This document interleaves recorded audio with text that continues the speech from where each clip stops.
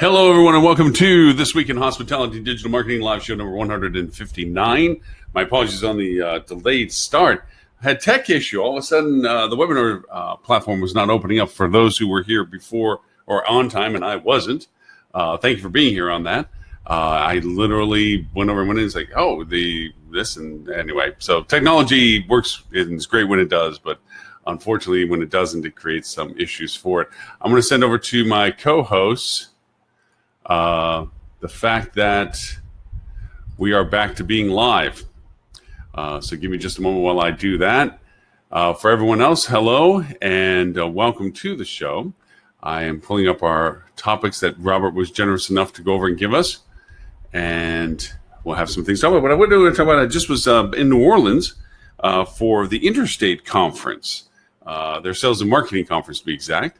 And it was a lot of fun, actually. It was great. They Mike Wiley, my former partner from Standing Dog Days in Dallas, went over and was gracious enough to invite me to speak to the independent hotel group that they have in their portfolio. There are 563 or 23 hotels in their portfolio. The 22nd largest hotel group, according to Hotels Magazine. I just was actually reading that on the plane on the way back. As always with any of these things, the amalgamation and accumulation of multiple brands, multiple agendas, multiple ownerships makes it quite interesting for people when it comes to herding them to all in one single direction. And I think their direction is world domination is what their CEO said at their opening conference. So I drink a little coffee while we do this. So with that, let me get this started over here. There we are. And since I'm doing this solo, my apologies for having to keep you waiting for while I turn things on for all of us. Now, there we go. All right.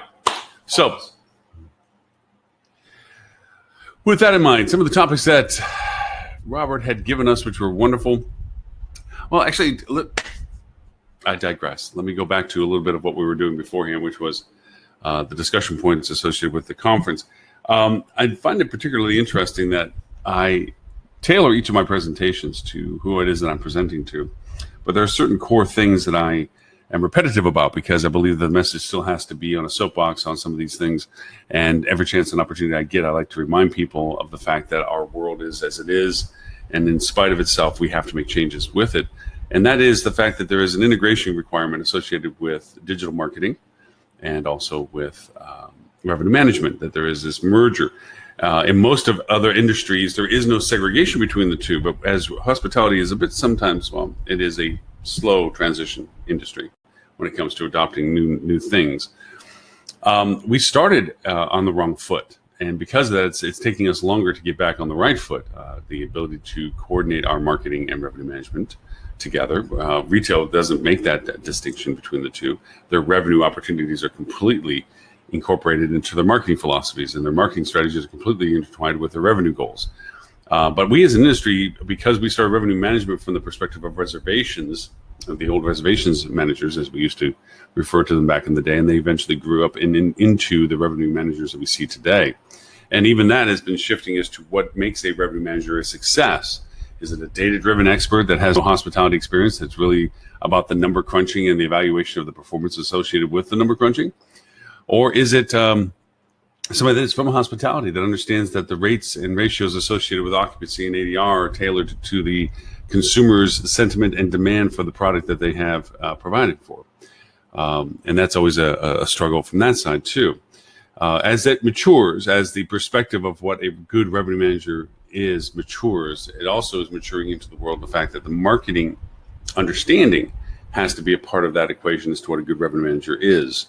Understanding what tools are available and what data is available to exercise those tools to the revenue manager. Now, I used to be, when this discussion first came on, an adamant believer that the leader of that conversation, out of the little voices in someone's head, should be the marketer. That the marketing should drive the revenue strategy because they are more sensitive and in tune with the demands of the market, the consumer, the guest, the heart of the servant, what it is that we're providing as a product to those.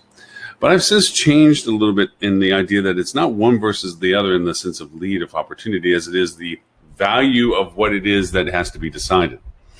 And I say that from the perspective that revenue management is a horizon line. It is where you want to be. We need these monies, these cash flows to exist. We need that income to be a profitable business.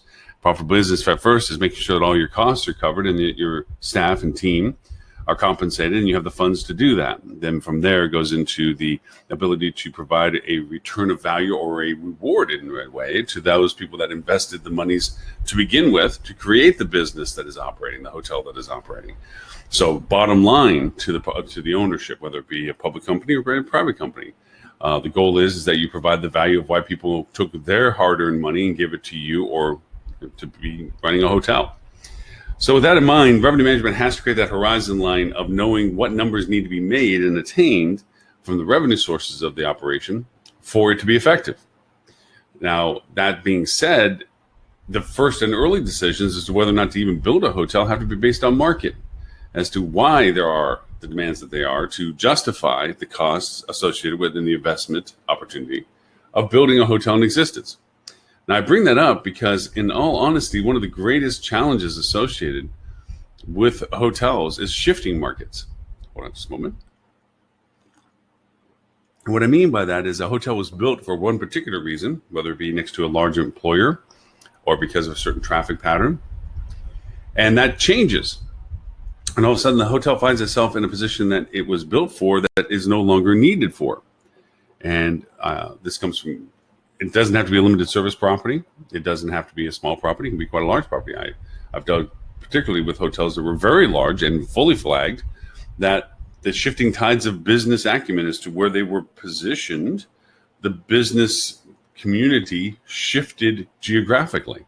And all of a sudden, they found themselves in a bit of a business wasteland that once was a very thriving small business commerce center around it, now went somewhere else. And they were surrounded by growing residential, which has no life cycle to that of a hotel in the sense of perpetual business travelers.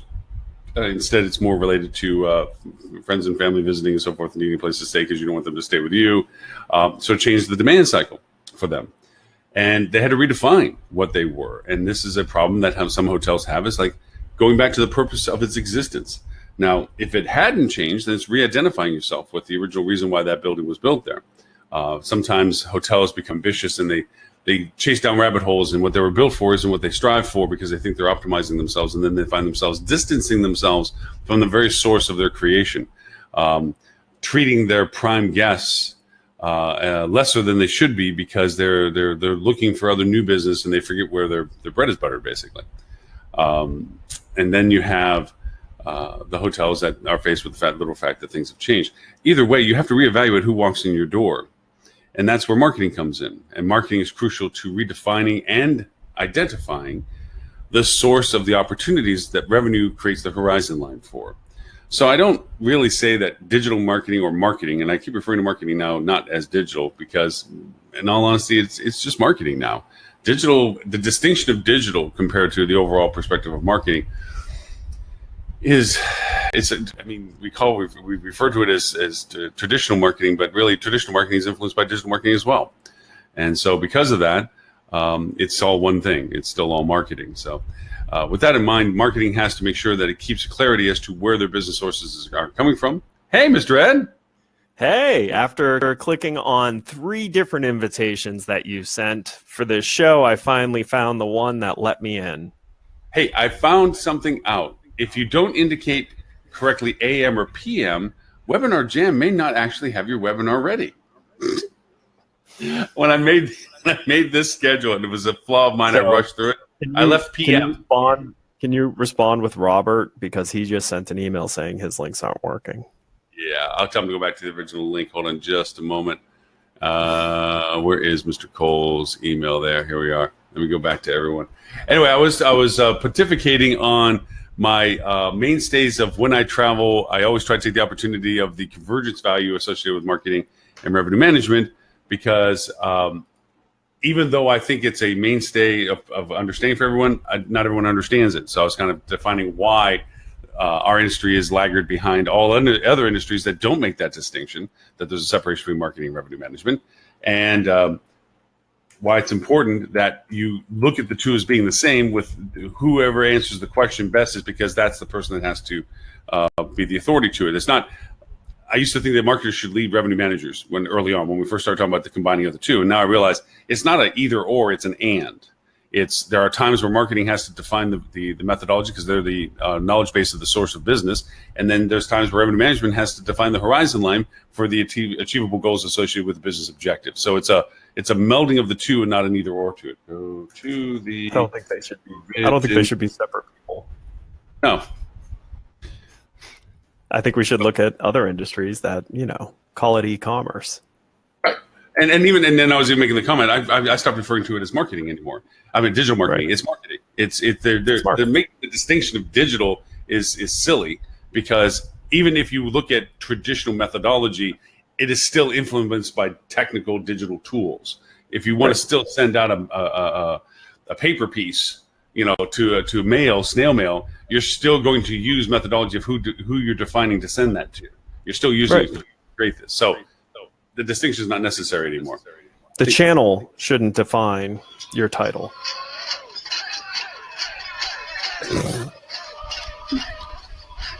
Sometimes you should not let certain people into the group. That's what I use to get onto this thing. Oh, dude, I'm so sorry. I was telling you.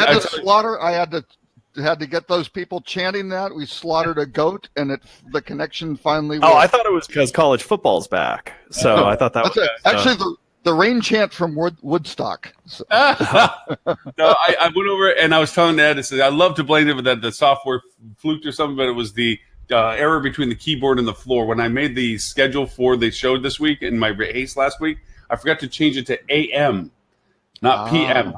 So the link was, you've already finished. And it's like, no. And so I had to go in and I made I made a second one thinking, oh my God, I screwed up and make a second one real quick and send it out to everybody. Then I realized, let me see if I just go over and change it back to AM, whether we keep the original link alive. Yeah, and it did.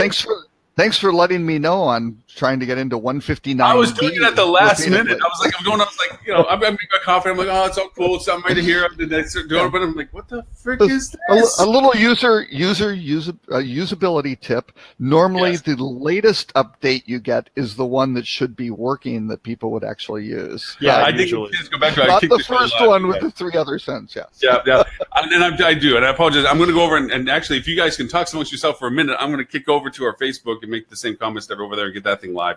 So, because this was all consuming, like, oh my God, the show dead. Oh my God. So anyway, Robert, thank you again for the topics that you sent out today. Actually, I had fun with reading a couple of them that I didn't even know existed. So you read a couple in advance. Wow, that's very cool. That's not normal. Yes, I read a couple of them to get started. That's good. Hey, I can talk about the Hotel Data Conference from last week. Yeah, why don't you talk about that since you were there? Actually, unfortunately, Tim's not here, and he gave some excuse that he had something with a client. I actually think he's probably getting some sort of a restraining order. I mean, he was stalking this woman, a senior executive with Wyndham Hotel Group, who's a very professional woman. I've known her for. He was following her around most of the conference, and I think they stayed together in the same hotel room. Oh my God! Yeah, gossip. I was going to say. I mean, she's sitting down in a one of the rooms looking at a breakout session. Here would come Tim coming in late, making some excuse that he had a phone call, sitting down right next to her. Happened repeatedly. I don't know. It was just a little bit creepy. And you could tell she was upset too, handling it very professionally, but you could tell she was visibly creeped out by this guy hanging around. We might want to tell people whom Tim is married to, so they don't think that Tim has turned into this Me Too movement person. Tim Peter is married to Tammy Peter, who is the senior executive with Wyndham Hotels, and this is Tim's punishment for not coming on the show and putting some sort of client deadline ahead of us. No one's going to see this fun thing because they're going to see it. I'm pushing it now. Oh no, you can't say that now. It's going global now. Oh, okay. So, Robert, tell us about the conference. Yeah. It was good. They have it's one of the nerdier conferences, which is great. So lots of data getting thrown around. Only a couple panels which were excessively fluffy, which Tim and I were kind of DMing each other on Twitter, just going, "Oh my God, this is not good." But only a couple. And actually, one thing that was great to counter what I was saying earlier. The conference did a great job of getting women on stage as keynoters, that sort of thing. I mean, in many cases, the ratio was more women than men, which was fantastic. And so they did an excellent job. Other conferences need to pay a little bit more attention to it because the women they had up there weren't just, oh, let's be gratuitous and put some up because we should. It's like, yes, there should not be any difference, sort of thing. So industry is finally getting there, but kind of hats off to Jeff Higley and those guys who I think we're focusing on that and did an excellent job with great panelists regardless of gender. So that was good, and I was happy. My session, I gave a little talk using some Flip2 data. As well as some Lumio Analytics data on Flip2 data. Flip2, what? Yes, Flip2 has data. No one knew. Isn't that one of them upstart companies that's still working out of WeWorks or something? What? Flip2. Well, yeah, it's a fancy WeWork. Yeah, it's a fancy WeWork. It is. I mean, they have styled their management style as kind of a Soviet era gulag and That's sort right. of thing. But again, it's easy. I hear the guy who's running it's doing it really old school. So Super old school. yeah. No computers. It's all typewriters. Monkeys and typewriters. They'll get Monkeys it right. and typewriters. Put enough in a room. Yep. Are they at least That's IBM Selectrics? Are they at least IBM Selectrics? And they're not the old No, hammer style? Smith Corona. He's going really old school. Yeah, okay. What are the ones with the circular mechanical keys that had like the arm? Yeah, the armature. Yeah, that's a Smith Corona. Those are the original. Coronas, Yep. Just understand, like, when I was in school, typing class was taught on a keyboard that went to a computer. I had 7th grade typing class on basically one. I don't think it was a Selectric. It was not. I think it's funny they don't teach typing anymore. Yeah. Really? Yeah. No, because people get their keyboard skills, but it's mostly thumbs, I think.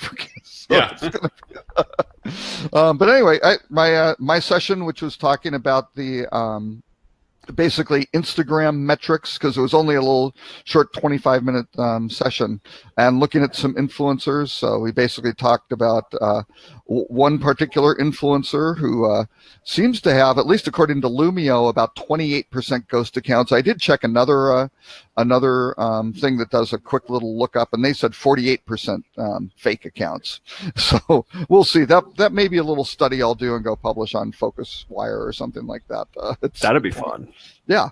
Just call out just go, hey, here's some metrics of the top 10 people, but kind of juxtapose that against how the basically kind of 10 kind of larger and mid-scale influencers, compared that with the hotel groups of how kind of their Instagram accounts are stacking up from an engagement perspective, which was about 50% the level of, and these were luxury hotel groups. I mean, we're talking Right. Aman, Banyan Tree, Four Seasons, Ritz, all those guys. Their engagement's about half of what some of these influencers are. Hey, Robert, real quick question. I mean, it's been now a couple of years, to say the least, that I haven't been to it, and I know they changed from their old venue to their new venue. And then they're changing next year too. They had 693 people. I think they had a waiting list of over 70. Wow. So they were pretty much maxed out, and they moved originally from the Lowe's over to the Omni, and they're going to the JW Marriott next year, I think, for size. So they're Wow, that's impressive. pumping along. Has it shifted in the sense for me, I'm in the time bubble, because when I was there, it was a very tight knit. You knew just about everybody. It was only a couple of hundred people, maybe 300 at the time max, maybe just, I don't know. And it was kind of like a welcome home week kind of thing. It was kind of like the digital conferences for HSMAI in February, but more for revenue and so forth. And the vendors were in small tables on the atrium side. It was a very tight area and so forth. Has the feel of it changed? Like now it's big thing. Oh You yeah, know? it's bigger. The production values have increased. Big screens. Larger room, even a third screen for the people in the back. The colored backdrop and things like that. So yeah, they've done all that. They had lots of vendors, and you really have the gamut from kind of the CBREs and STRs, certainly kind of the pure data guys, or the performance analytics guys, statistical overall P&L guys, I guess. And then you had all the, certainly the duettos and ideas and the revenue, strong revenue management focus, and then a lot of other folks, OTA Insight, tons of other, other groups, they're presenting. So it might be it was good. I mean, you had even Sabre had a little booth. It was pretty well represented, and I think all their sponsorship slots were filled. So yeah, they were doing a good job. So yeah, and nice. the content was good. Yeah, overall, and it ran. It's actually now 2 days instead of. Well, I shouldn't really say 2 days. They have a kind of a pre-program during the first day, which does some things, and then the event at night, and then rolls in. Oh no, it was 2 full days. I'm sorry. Yeah, it was actually Thursday. Drinking again at the conference? No. It was actually a day. It was a day and a half. One was kind of like a Scotch day. Day 2 was kind of like a bourbon day or something. That's right. Exactly. No, so they had actually Wednesday night. That's right. I got my days mixed up. Wednesday night, they had the opening reception, and then had a kind of a little play-in sort of thing with some seminar type deals.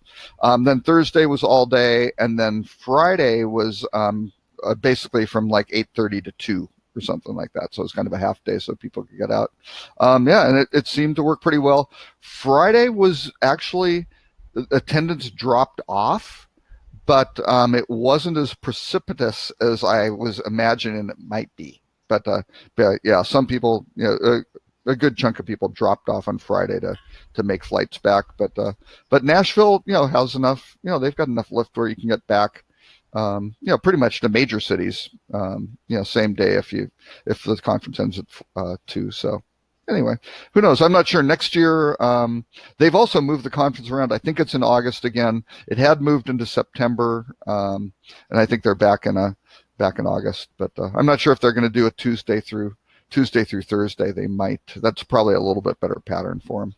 So anyway, but it was a good overall conference. Highly recommend it. It's always the best for conferences. One of the things that's killed me is we've started doing vacation rental conferences, which happen to get thrown over weekends most of the time. And gosh, I hate going to weekend conferences. Like, I'm away from my family enough. I don't want to be away from them on the weekend. Tuesday.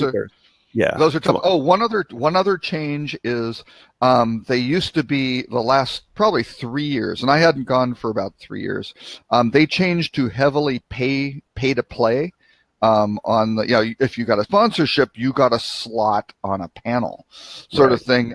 They changed that, and much to the better. Did they? Thank goodness, because that's what stopped me from speaking there. I used to speak pretty persistently, and then they wanted to make sure that you had to pay to participate. I'm like, I ain't paying to participate. Yeah. Sorry. I'm not gonna go sponsor something and then go do it. And you wound up getting kind of sponsors who just weren't really and they weren't really expert in that area. They just wanted to get on a stage in a panel somewhere, and they just weren't offering much. So yeah, it's got to be tough because on one hand they need to produce revenue to be able to continue letting the event get bigger and bigger. On the other hand, you end up with a lot of times, like, these events aren't big enough to justify sending multiple people from the same company. So you end up with, like, the company deciding, like, all right, well, the salesperson will be the one who speaks. And the salesperson, like, it's rare that you're going to get the salesperson to be the knowledge leader of education. And so and these groups had a lot of people. I mean, there were certainly people sending multiples. So yeah, cool. Yeah. Yeah, I heard very that good. there was some weird guy on stage talking about statistics and so forth and numbers and data. Anybody come to mind for you, Robert, on that one? That's good. Certainly a good conference for geeks. Even better than the revenue management conference, than Rock for geeks, I think. Yeah. Actually, your ears should have been burning this past week. Holly was very gratuitous with her thoughts of both of you, actually, including Stuart and Tim, who was not here, to a lot of salespeopeople at the Interstate Conference that she invited me to do the trainer program. Oh, is that what you were doing in New Orleans? We were wondering why we weren't invited. Okay. I was doing a bender. I was just doing a bender. It's like, hey, we're a better place. Pick a drinking city. There, New Orleans. Yeah. It was the Interstate Conference, their sales and marketing conference, and she impressive. And this is to give accolades to Holly. So they drag in hundreds of people for the Interstate. I mean, they're the 22nd largest according to Hotels Magazine. Yeah. And they have 563 or something hotels, and they just absorbed a few others. And the entire 2-day series, Holly's training was 3/4 of everything. So they spent, I don't know, to drag that many people in, you're probably talking about $500,000 to bring everybody in. Flights and travel and blah, blah, blah. I mean, of course, they're charging the hotels to do it. But all the training was Holly's. Wow. Yeah. Maybe they could afford that. Was Holly charging them enough? Maybe that was. I don't think Holly was charging them enough, I'll tell you that. But, I mean, here's exactly. the thing that's crazy. Like, if you think about that from a value perspective, if a company like Interstate sees that much value in Holly's content and everything, man, what she does for HSMAI, they're lucky. They're real lucky. Yes, because I mean, she really was sweet. She has a new program that she put together called the Influencer Program, and then she did it as a preempt last year and really geared it up for this year. And it's a whole day, 7 hours. Imagine listening to me for 7 hours. And it was incredible content. And she put that whole thing together. Every salesperson was in those breakouts. We had 4 of us with about 90 people each room, or 100 or 80 in the room or something each. And it was all day that the training was going on. And really strong, good. You forget all the little mechanical parts to the sales team because we've been so focused talking about marketing, revenue management, blah, blah, blah. The sales is that quote unquote order taker, the person that sits in the room or whatever. And they really been kind of ignored when it comes to training or bringing them up to speed on stuff. And Holly put together a really killer program that literally brought them up to speed. It's like, this is new tools, new techniques, new methodologies, new perspectives. And that was what the 7 hours were. So it was good stuff. That's cool. Yeah. Go Holly. Is that why she doesn't come on the show anymore? I think pretty much. Yeah. Time. Too big time for us now. Yeah. Pretty much. Yeah. She grew past us. It's yeah. We won't spend time. We did go out to eat. Pretty much, with Tim, Valen, Stuart. I did find out that she doesn't like coconut. I don't know why. What? Yeah. Doesn't like coconut. Not uncommon. I mean, that's not uncommon though. I know a lot of people who don't like coconut. I like coconut. Really? Oh, and, that's okay. And she loves cheeseburgers. I love. That's not uncommon either. I know. That's like, I realized, on this trip with Holly, she likes dogs too. That she breathes air. I mean, yes, it's an insight. She breathes air. Yeah, it was. Well, this is a tolerance of the wife, but yes, it's. We actually had a lot of fun. It was fun. It was, what it is? It's with any opportunities. Like, even though we talk a lot and so forth, it's great to be able to have a meal together and to hang out and talk where you don't. It's not about some reason. It's just sitting around talking and so forth.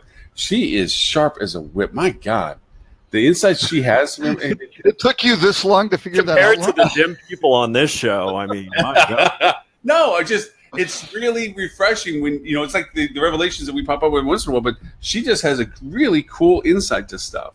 I mean, I keep telling. I gave her grief about the fact that you just need to be on the show more, not just in the back wings or in the chat box, but you need to be on the show because she has some. She's like Tim in a lot of ways, where she just cuts to the point. She gets to the core of what's really being discussed, not what's being discussed around it, and she does a phenomenal job of that because it's represented in the work she did putting these training things together, where some people would look at it as an insurmountable task, and she dissected it and put it all back together in a methodology. And that's just cool stuff. She did a really good job with it. So I was really happy to be able to see Holly from that perspective, which is, not often. So it was good to have. So anyway, Nice. I do have to say one thing though about the Interstate Conference. It is looking at large companies. I feel like sometimes I'm very happy for the perspective of life that I have. That I have to be basically the one that points out that the emperor has no clothes. Compared to everybody that's in that room whose paycheck has somebody's name that went on stage on the bottom of it. Yeah.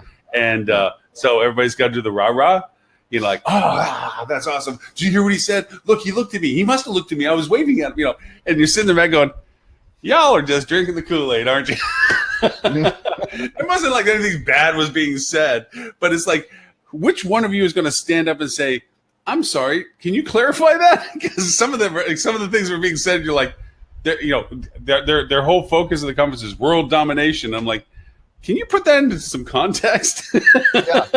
Any metrics here that we can go talk about next year and see? Yeah, is there a measure scale to this? I mean, is like 10 more hotels dominating, or is 100 more? But no, they're spreading out. They're operating offices over Amsterdam and so forth. They are really globalizing their efforts compared to being a little myopic on their previous histories to it. I love how verbiage comes out of things like anybody that's been with a company for a long time, even though the company's under massive transition, is such and such. He's the core of the company's DNA. What does that mean? The core of the DNA? Yes. I was like the one who provided the DNA? Yeah, like were they the source of what you're changing right now? Because if it is, he's probably thinking he doesn't have a long life cycle if you're flipping everything over and redefining all the stuff. It's like he's kind of the old guard. Why wouldn't you just say they were a chromosome? I don't understand. I mean, it's kind of like, Bob over here was back when the company used to be unproductive, but he's the core of the reason why we're changing everything. It's kind of like, wouldn't you worry about your job a little bit if you were the DNA of the company and yet the company is changing to something new? I don't know. I'd be just little word whisker things like that caught me as like, that just seems a little different than I think it was meant to be, but oh well. And here's Lauren, our new CRISPR technology. It was fun though. It was fun. I had all the independent hotels in the room, and it was really neat to be able to dialogue about how to combat and work with brands. Work with brands was the hardest part of the discussion for them to understand, not work against them. And they didn't understand how that could be a symbiotic relationship. And I'm getting a little bit of echo. Yeah, me too. From me? Hold on. Let's see if I'm. Yep, it's always you, Lauren. It's you're the only one who has multiple streams going. Yeah, that's true. That might be the case. Is it better or worse? It's better. It's kind of like a hearing test, right? Or Test.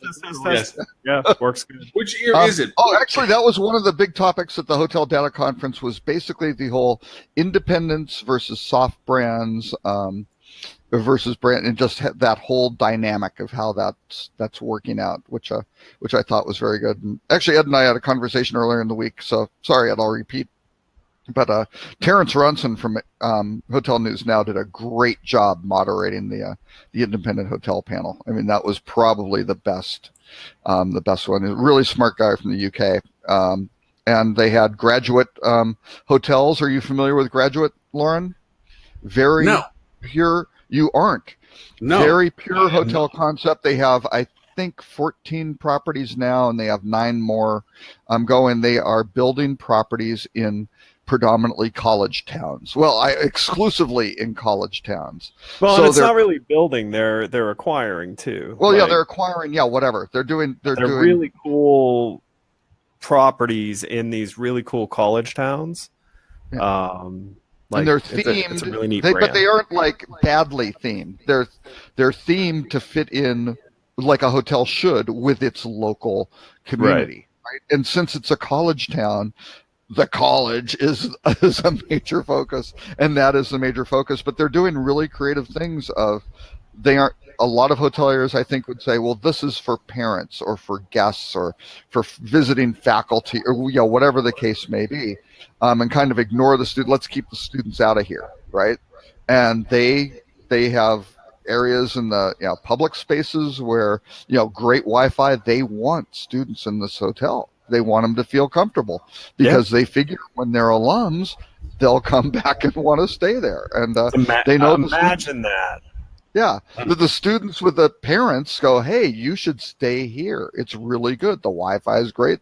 The food's really good, and all those sorts of things. So they are knocking it out of the park. I mean, they are focused. They know what they are. They know who their market is. They know why they exist, and they are executing on it. And they're learning with what they're doing and improving. I mean, you just can't, yeah. I don't think you can ask for more. AJ Capital's no joke, though. I mean, if you look at the assets that they've had, they're hoteliers. Yep. They're really good. Yeah, and they have figured it out, and I mean, I don't know how many Division I. Ed would know this. How many Division I schools are there in the U.S.? I guess 130, right? 131. Yeah, it's a good. It's a good number. So yeah, I mean, it's a lot. Well, and then just start thinking what you can do, and not that they would necessarily have to sponsor bowl games, the NCAA Sweet 16, all sorts of they just naturally tie into that whole mechanism of billions of dollars of college sports, which is crazy. So, and the only thing they probably don't get that are in that type of scenario, and they're always fun to work with. Yeah. Yeah. And the one thing they're probably leaving out is the visiting team. Big deal, right? You get all the home fans, your home base. And just imagine the food and beverage, for away games and things like that. He didn't go into detail, but I'm sure they have things set up for people to come watch the games and root for them. And, what out of the conference was the final verdict between what you just talked about with the independent hotels and the soft brands and so forth? What was the consensus of thought, I should say? STR had some actually one of the greatest benefits of the Hotel Data Conference. Not that I'm doing a promo for them, but you get all the decks, all the presentations at the end, which is. They're just not promised and they never get delivered like most of the conferences? Well, they haven't been delivered yet, but they do deliver. They do deliver the decks. They haven't gotten them together. Man, I feel bad if by the next show they haven't, because Robert turns so quickly. Yeah, exactly. Those bastards haven't sent the decks. They're not going to do it. But again, they had, like, when I presented, I was worried that I wouldn't have folks show up, because they had 4 1-hour breakout sessions that were running, and then 2 30-minute sessions, right? That started backed up by another 30-minute, 2 30-minute sessions. So they're basically 6 simultaneous breakouts. And so there were things where you go, oh, well, I'll go to A or go to B. I had about 70 people in my group, which is fine. I'm happy with with 10% of the folks, especially because I was a second half of one of the smaller breakouts. Which I kind of understood, because I was a little bit more esoteric in the subject matter than some of the other folks. But again, you get all those presentations. They had some really, really interesting stats on independent properties, and I didn't take notes because I knew the presentations are coming, which I haven't gotten yet, which really pisses me off. He's turning already. No, but they were basically looking at the performance of these hotels. The one thing they did not do, which I hope they will, is on conversions. They could do 2 things. And actually, I recommended to the guy, I talked to the STR analyst after the fact. I said, look, you have 2 more studies you really need to do. One is the performance of new builds of an independent, right, or a soft brand, right, because they know where these guys are, how they compared to something in its class, its in scale for a major brand. They should be tracking that and going, hey, look at this, as well as conversions. Here's what you were doing as an independent, and now here's how your performance was as a soft brand, or here's how you did as a conversion. I think those would be fascinating studies. So we will. We'll see how that happens. If they never come out, I don't know if that will be STR going, ooh, we don't want to piss off the major hotel groups. But I don't know. I really think in many cases, a lot of folks were saying there is definitely good room for independent hotels. If you do it right, you run it well, you can do a great job. But a key issue now is if you become part of these soft brands or the chains, you can lower your distribution costs because you get better deals from the OTAs, right? So, because there's now a material difference between what Marriott and Hilton, those guys have beaten the OTAs down to versus what the pure independents are. So that's, and it shouldn't really be like that, right? It shouldn't be that being the differentiator, just a pure distribution cost from an intermediary dictating whether you should affiliate with a brand or not. You would think there would be more to the brand than just the distribution cost, but single channel strategy, man. Yeah, exactly. Why go omni-channel when you can go single channel? Yeah, exactly. Well, and again, a lot of these guys, they go out, depending on the soft brand, they may or may not be able to have their own website, right? I mean, that's getting cranked down a little bit. I'm going to say that I think that is one of the biggest mistakes that the brands have Absolutely. done. That is the stupidest because I gotta be honest with you, on the planet. not a single of the big brands do a good job at selling the unique proposition of the hotel and its location. Absolutely. And especially when you're in a situation where there are 30 competing brands under that same brand umbrella in the same exact market. I'm sorry. It's foolish. And I think it's something you'll see change over time.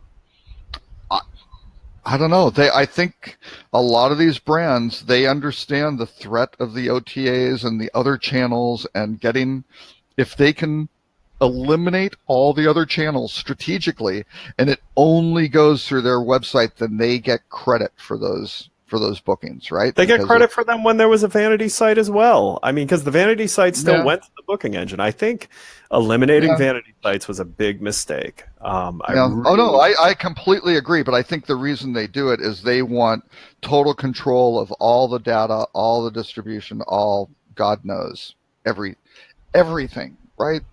And then nobody can say, "Oh, we should pay you less because we were driving this traffic and this conversion versus your traffic and your conversion," which is how the third-party management companies started, quite frankly, right? Because before it was a bet. I mean, we're talking a long, long time ago, well before your times, folks. When those also guys before popped the up, internet.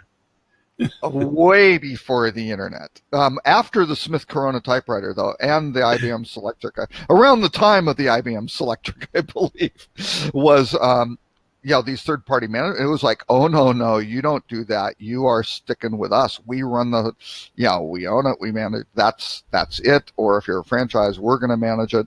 And the third-party management companies were doing a better job of managing them than the brands. I mean, that's how MHM, Bob Gilbert's start with MHM, with Motor Hotel Management. They did a much, much better job than any of the major brands. So, but I think it's the same thing. They want total control over everything because then they see all the data. And in fairness to the brands, they can probably do a better job by starting to figure out, hey, what's going on with these things. But from a pure SEO perspective, it is absolutely foolish. It's absolutely foolish from an SEO perspective. I think it's foolish to use the control as the complaint on it, because here's the thing. They can accomplish allowing hotels to have flexibility in how they market their property, or even how they position describing their property, things like that. You can't.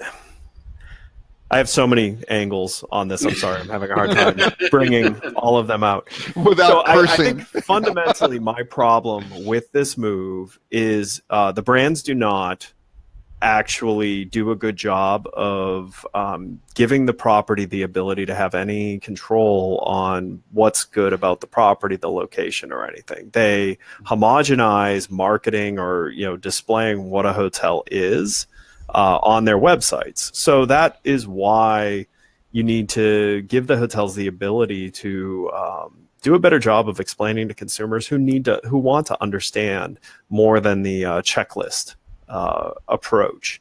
The having access to the data, to having control over all of that. I mean, all of that's addressable. But taking it away, I just think it's foolish.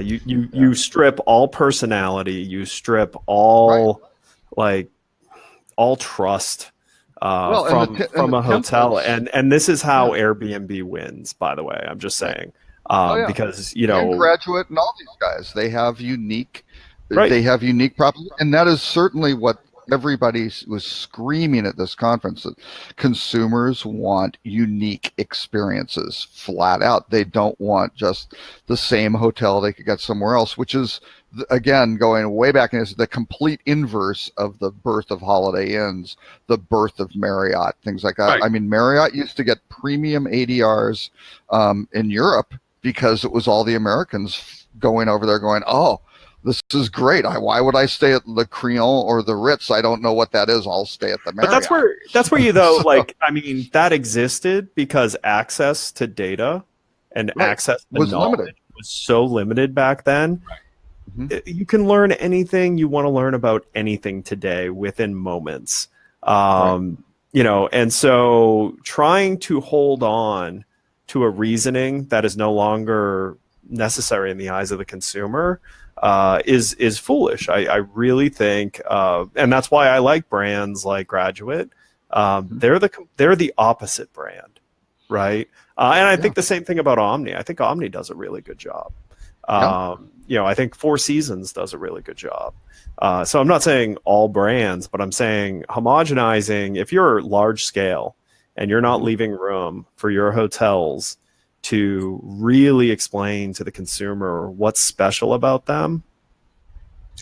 To chime into this a little bit, because of what to give some relevancy in current time for me, when I had the room full of independent hotels, the first thing I had to kind of dispel out of the room was the inferiority feeling that they had in competition to branding, and to redefine that as a superiority over branding.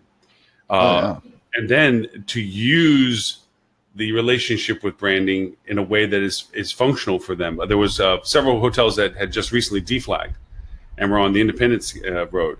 And the problem is there's multiplicity. So hang on, what chain scale were they in, or market? What kind of markets? Marriott, Hilton, and Hyatt. All three hotels that were in the room had been previously those within the past 6 months. Those are big box. Yeah. Wow. Yeah. So were they in major like New York, Miami, San Francisco type things, or were they and Caribbean? Yes. Wow. Okay. Yeah. And they just stepped out from those. Like I said, multiplicity of problems. One, don't step away from the motherland if you don't have replacements to the parts that work. and that is probably the most difficult. But that's also where brands have immense value. Of course, right, because exactly. Complaining about their bad decision, as far as I'm concerned, on allowing interesting hotels to continue to be marketed. Interesting. but the problem with them is the infrastructure value, the training value. Like, there's a lot of other value that a brand does bring, which is why I think this hyper focus on this channel is ridiculous. Like, they're playing a game that they're going to, eventually realize was the wrong game to play. The war against the OTAs for brands it's the wrong game to play. They could have played their cards completely in a different way, and still ended up with what they needed to end up with financially. And again, I love playing Monday morning quarterback. I get there's complexity, difficulties, all of that stuff. But I just think, I don't know. I think the Graduates of the world, the Omnis of the world, the Four Seasons of the world, they're going to continue thriving. I think you're going to see disruption in like the big box brand if they continue down these paths. Well, let's say about it. Yeah, and I definitely agree with everything you just said. Yes, but two things to this. I think the biggest value that brand brings to everybody is the scapegoat value. That is, there's somebody to blame. You ever get fired for buying IBM? Yeah. Well, no. Right. Hey, let me tell you, all these guys, all the debt financing guys, are certainly still doing that. They look at that. Yeah. A brand reduces the risk. You can get a better number on your note, and Ed, you do know that I put your statement into about every pitch I make now. Imagine the world where it wasn't necessary to be a brand to start a hotel to get financing. And wonder if OTAs took it on instead of just them. And you get a lot of people in the room that are at that scale of understanding that they're going, whoa, yeah, whoa. You know, all of a sudden lights start flickering. It's like, yeah, where I don't have to go over and pay homage to how many brand hotels I have before I finally can go over and open my own independent. But let me just say a couple things. One of the scapegoat thing. When you're dealing with corporate entities, ownership entities and so forth, it's not about winning the circumstance. Sometimes it is being able to blame yourself out of it. You know, like it's not me, it's something else. And brands fulfill that role for every component of the entire dialogue chain about a hotel's success or failure. From an investment point of view, operations point of view, marketing point of view, sales point of view, every point of view is the fact that brand can be pointed at and saying, well, we brought them in to do that. That was their role. This was this. And when you extract that out of the conversation, like these hotels have had, they find themselves at the bottom of a very tall mountain. They didn't know how tall it was until the clouds cleared. And now they realize all the things that brand represented to them beyond the intrinsic, how much they wrote as a big check every month for their brand relationship. And when that comes and hits them in reality, all of a sudden they're trying to scramble for best in market, and they don't know what best in market is. And then, fortunately, some people survive this process, and they realize the view from the top of the mountain is pretty freaking cool. You know, where when you don't have that relationship, how much you can do and what you can get done to do it with, because now they see all the pieces that take to it. Those are the people I love talking to, because those are the people that aren't asking not silly questions, but pretty vanilla questions, first layer questions. When they start really talking about not just who's good at what, but rather, how does this exactly get done? Then when they understand how it gets done, then they're going to ask who's doing it that way.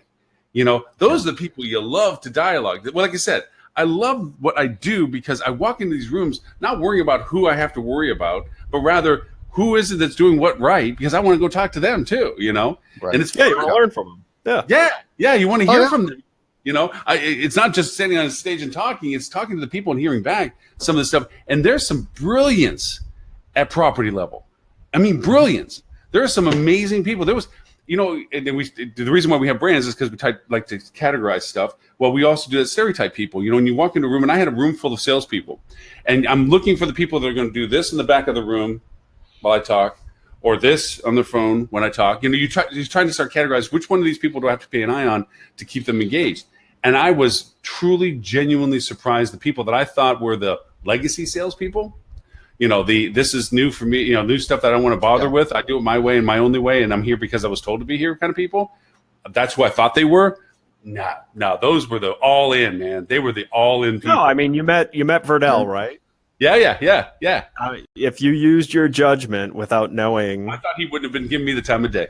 but he's one of the most forward-thinking. Oh my gosh, really innovative sales leaders. He was smiling ear to ear as I'm talking. He was nodding his head. He was making sure that he was right. I mean, and it wasn't. I mean, for me, it was flattery that when anybody writes something while I'm talking, because that means I've said something they want to remember. But the fact that people out there exist and at property level. That's the fun of this. Is like our industry is alive and well if you let the people that understand it rise to the top, rather than allowing the process of P&Ls and RETs and ownerships that aren't in the industry, you know, dictate policies and so forth. Because like brand, to me, you brought up IBM. IBM used to be, as you said, blue chip. Buy it, you're safe. IBM brands are going to go the way of, they need to go the way of IBM by association. No longer is it just one person builds everything. One person just builds a part of something better. And hotel brands have to do that. Instead of trying to dominate and control, they need to be, you know, I'm a Marriott, and people recognize that as an affiliation, not as a responsibility. Right. Yeah. And understand the value proposition it brings, which is not just the demand that it brings. Right. It's so much more than that. This hyper focus on statistical driving of, customers really lessens the true overall value proposition that a brand brings. And also, if it's a well-defined brand, and that's where these guys are starting to run into problems, right? If it's a clearly defined, if you already have 30 in a market, you got to figure out some way to be able to sell 4 more, because Wall Street won't be happy unless there's key growth. That's right. No, and that's a problem. And actually, again, with the Hotel Data Conference, being able to talk to guys like, Robert Mandelbaum at CBRE, really smart guy. Jan Freitag at STR. I mean, these guys really have their fingers kind of on the pulse of what's going on in the industry. And talking to him about, okay, so what happens in the next downturn? Because everybody's like, it's going to happen, right? We've been plateaued since the end of 2016. I mean, yes, we're getting these 3%, bumps in RevPAR, but it's not, demand next year is forecast to be flat, sort of thing. That's not a great, not a great situation. And supply is, growing, but not growing as fast as people thought it might be, right? So that's kind of saving the industry right now. But you guys go, so what happens when you have these, large hotel groups that are sitting there in a downturn, unable to feed their X numbers of brands, be it 15 or 30 or whatever that number is? That's not going to be a pretty sight. And they've been beating everything up to book direct and do this and with these guys, basically the assessment that I heard that really came out loud and clear was the member rate discount, right, is clearly paid for by the owners to benefit the brand. And almost everybody I talked to basically said, yeah, short term, that didn't work. It really, started impacting profit. But in the long run, it should be better. And it's like, how exactly does that? We are at peak occupancies, peak demands, record ADRs, record occupancies, record RevPARs. How does it get better when that goes down? I don't know. Last all I remember was 2009, 2010, and again, Robert Mandelbaum from CBRE had one of the greatest lines in a thing. He said, "This was the worst year for the hotel industry since the Great Depression, because CBRE used to be PKF, who had stats going back to 1936." So. But that's a pretty bold statement when you go, this is the worst year. I think it was 2010, worst year on record for the hotel industry, was a record year for OTAs, right? The intermediaries won in the downturn. That is how Priceline became massive. That's when Booking.com really got a strong rip. Well, Priceline was in the middle of 2001, almost went bankrupt. Their share price was down to nothing. Mm-hmm. And it's horrible to say, but 9/11 basically changed the fortunes of that company, because the demand collapsed. People, and all of a sudden the name your own price thing, which was their only business at that point in time, really, that all got pushed in. And again, they did a lot of other things. I mean, Jeff Boyd came in, they got rid of Jay Walker, who was the founder, who was really going to make name your own price be how you brought groceries and gasoline and mortgages and everything else, which didn't quite work out. So they cut down that, and they pivoted price. Cool. Oh yeah. A little confusing for people, but yeah.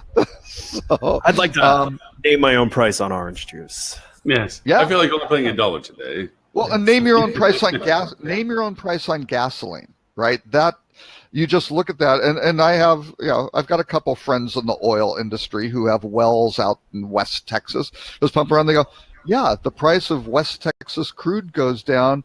Instead of pumping whatever 40,000 a month, 80,000 a month, or whatever. Yeah, it does a little bit less, but it keeps producing the same amount. He goes, why should I give anybody a discount? It's a commodity. Right. I mean, that's just me making less money and someone else just filling the gap at the higher. It makes no sense. I'm producing this much. And you look at it from a hotel perspective, you built this many rooms, kind of, should you, what should you be doing with that? So anyway. Hey, I had a question that came up with me, and I gave some answers to it, but I would love to have what you guys would have as an answer towards. And how do you I'd like to know the right answers? Well, let's ask Ed. How do you think you would modify your strategy for dynamic inventory that Airbnb represents? How do you flex your strategy ideas when you're dealing with the elasticity of demand and the ability for dynamic inventory to be priced into market during your demand cycles? How does that affect rate strategy for you, or how can you combat it with rate strategy, or what would you combat it with? Well, I think number one is in terms of the budgeting process. You need to be very careful of having your sellout days, where you go, oh, hey, there's a citywide and we've got such and such and all these things happening. We're going to crank the price. I mean, you're going to have to pull that back, because that is not happening in the major markets. That supply starts kicking in. And again, it depends on your particular locale and that sort of thing. Yeah, yes, I agree with that. There are modifiers to that question. Yeah, I mean, you've got, I think you need air DNA data and things like that coming into your models and your pricing models to start figuring out, and your budgeting models to start figuring out, here's what's happening. Really honest here. Then, besides a few markets, I can answer your question far easier. Pay attention to what's going on and dynamically work your rates based on your demand needs versus what's happening in your market. Like, let's not talk like every market is New York City, Las Vegas, or certain weeks of the year in Central Florida. Like, it's not this complicated, and the majority of hotels are not in markets that need to re-optimize pricing 3 times a day for the next 90-day window. Like, those are the fun things to talk about in really advanced methodologies. But in reality, most hotels are not in a market that's that aggressive. So be aware of the demands in your market and get everyone on your team, who should include marketing, should include ops, should include the whole team, to start working proactively towards need times. There are things you can do to optimize your revenue strategy and have your marketing strategy deployed correctly. It's not as advanced as these other markets, right? Well, yeah, my point though is on the budgeting is, I think, where the hotels get themselves into trouble, because they have some sort of spike in terms of ADR requirement, right? Which then, when it doesn't start materializing, they and then they slash the rates, because again, their rates were too high. They haven't built in even their base occupancy, and then they go and fire sale it to move in, and it's just you start getting not necessarily a death spiral, but it just really kills your bottom line. So I think you've got to be pragmatic for that. But if you're always looking ahead, you can avoid a lot of that. You can be messing with it. You shouldn't wait to the last minute to realize that your starting rate for a future period started too high. You should incrementally be finding the threshold that releases demand. And making sure you have a good, solid base of reliable business, and you don't go and just torch the the corporate headquarters next door because they want a lower price, and then you expect to get them back when things turn down. It's basically build a nice base, and yes, having that base may take a little bit off of your optimal ADR potential, right? Yeah, but here's the thing. Absolutely. If slow and steady and consistent through a year will make you far more money than trying to maximize tiny high demand periods. You'll make more money if you're consistently optimized. Right. Well, and if you have that base of business in, your revenue or your occupancy is going to be higher, and you should start, and again, I'm not saying just go build a base and get all this cheap business. I mean, and again, this is way back, 1984. The Republican National Convention in Dallas, right, was coming in, and we had a brand new, relatively new, Four Seasons hotel. And you kind of go, okay, well, they want 200 rooms. They wanted half of our inventory, right? And we were out a little ways from the convention center when all this stuff was going on. And we looked at it when, no. And we lied to we lied to the Republican National Committee, and we would have lied to the Democratic National Committee just as easily, because we knew there was going to be back then, weren't they the opposite of what they are today anyways? They were somewhat, yeah. But no, I think a little bit. They had to go back to the '60s for him to really flop. Oh, okay. Flip flop. But really, in that scenario, we knew the city was going to be high demand. We knew giving them whatever this low rate, just And to you be knew part of whatever. you want the Republicans. You wanted all the people coming in town to Hey, bribe in the Texas, Republicans in to Irving, stay. Texas, you wanted the Republicans. No, you wanted the people who were coming in town to bribe the Republicans to Let's- stay in your hotel. They Let's have put more it this money. way. Let's put it this way. In talking to the owners of the hotel about this strategy, right? The owners of the hotel were the guy who was the founder of Southland Financial, a very large real estate group, which owned one of three groups that owned all the land between DFW Airport and downtown Dallas. You had the Carpenters, who were Southland Financial.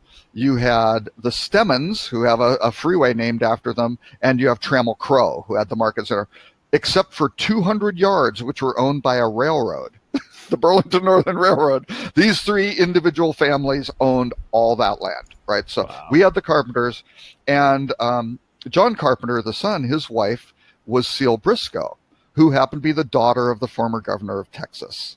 So these guys, if you walked into their little powder room, downstairs in their house, it was kind of interesting. Next to the toilet, there was a little framed invitation type thing. You looked at it and, it was an invitation to the Carters, to Jimmy Carter and Rosalind Carter's something or other that they hung next to their toilet down in the powder. So we're talking strong Republican families. But we talked to them and just said, hey guys, we think it works out better if we just say no. And we gave them 40 rooms or something like that. Basically a fifth of what they wanted. And yes, we sold out, had the highest ADR in town because we knocked it out. Everybody else, we've got to go do this. And there are smart ways to play it and Right. dumb ways, right? So, but that's the thing. You need to know those peaks. But with Airbnb kicking in again, and not in all markets, if there is variable demand, and let me tell you, there's more of this stuff coming. Groups that are building apartment buildings that don't have all the apartments rented are now putting their inventory out for supply. You're getting purpose built. I think that's brilliant. It is absolutely brilliant. Yeah, every Flexible unsold assets. vacation room. Right. And hotels should be very, very worried because these guys can add supply or take it off, or look at New York and go, in this situation, it's got to be a minimum 30-day rental. Okay, that's fine. There is mechanics to each of the markets, as you said, and there's different things. I try to look at it, and I've always tried to look at this pragmatically. Is like, first off, if you're competing with somebody, what is it that they can't do? What's their limitations? Do you suffer from that same limitation? If you don't, then it's an exploitable asset on your side that you don't have to suffer from the same thing. Airbnb is not a short-term thing. It's not a short-term pickup. It can be, depending on certain circumstances. Again, to market, there's always variations. But in general, it's a long-term decision. You're making this choice weeks out, days out, not same day, not 7 days out, Right. usually weeks out, because you have to create the relationship with the host, blah, blah, blah, so forth. So that means their weakness is optimum book window that most hotels have. So if you go in heavy and hot with your high rates early in and try to maintain them, you're going to give business to Airbnb on their dynamic inventory because people are going to then venture into other opportunities for them to pick up inventory where Airbnb might be a lower rated piece of business. Well, and Airbnb's business model is if you book, it may be refundable, but not the fee, right? So there's a Airbnb $35, gets there. there's a $50 commitment to it, right? Airbnb gets paid no matter what, which again is a brilliant business model for them, better than Booking.com, right? Right. But again, what happened? I think the big problem is you got a lot of people, and I do it, guilty. Sorry, hoteliers. I'm looking at certain places I have to be over certain dates. I will book something way out in advance on Booking.com, which is good enough, and it's dirt cheap. And I just go, you know what? That's there, and then I'll just see what happens toward the end. You revenue manage your trip.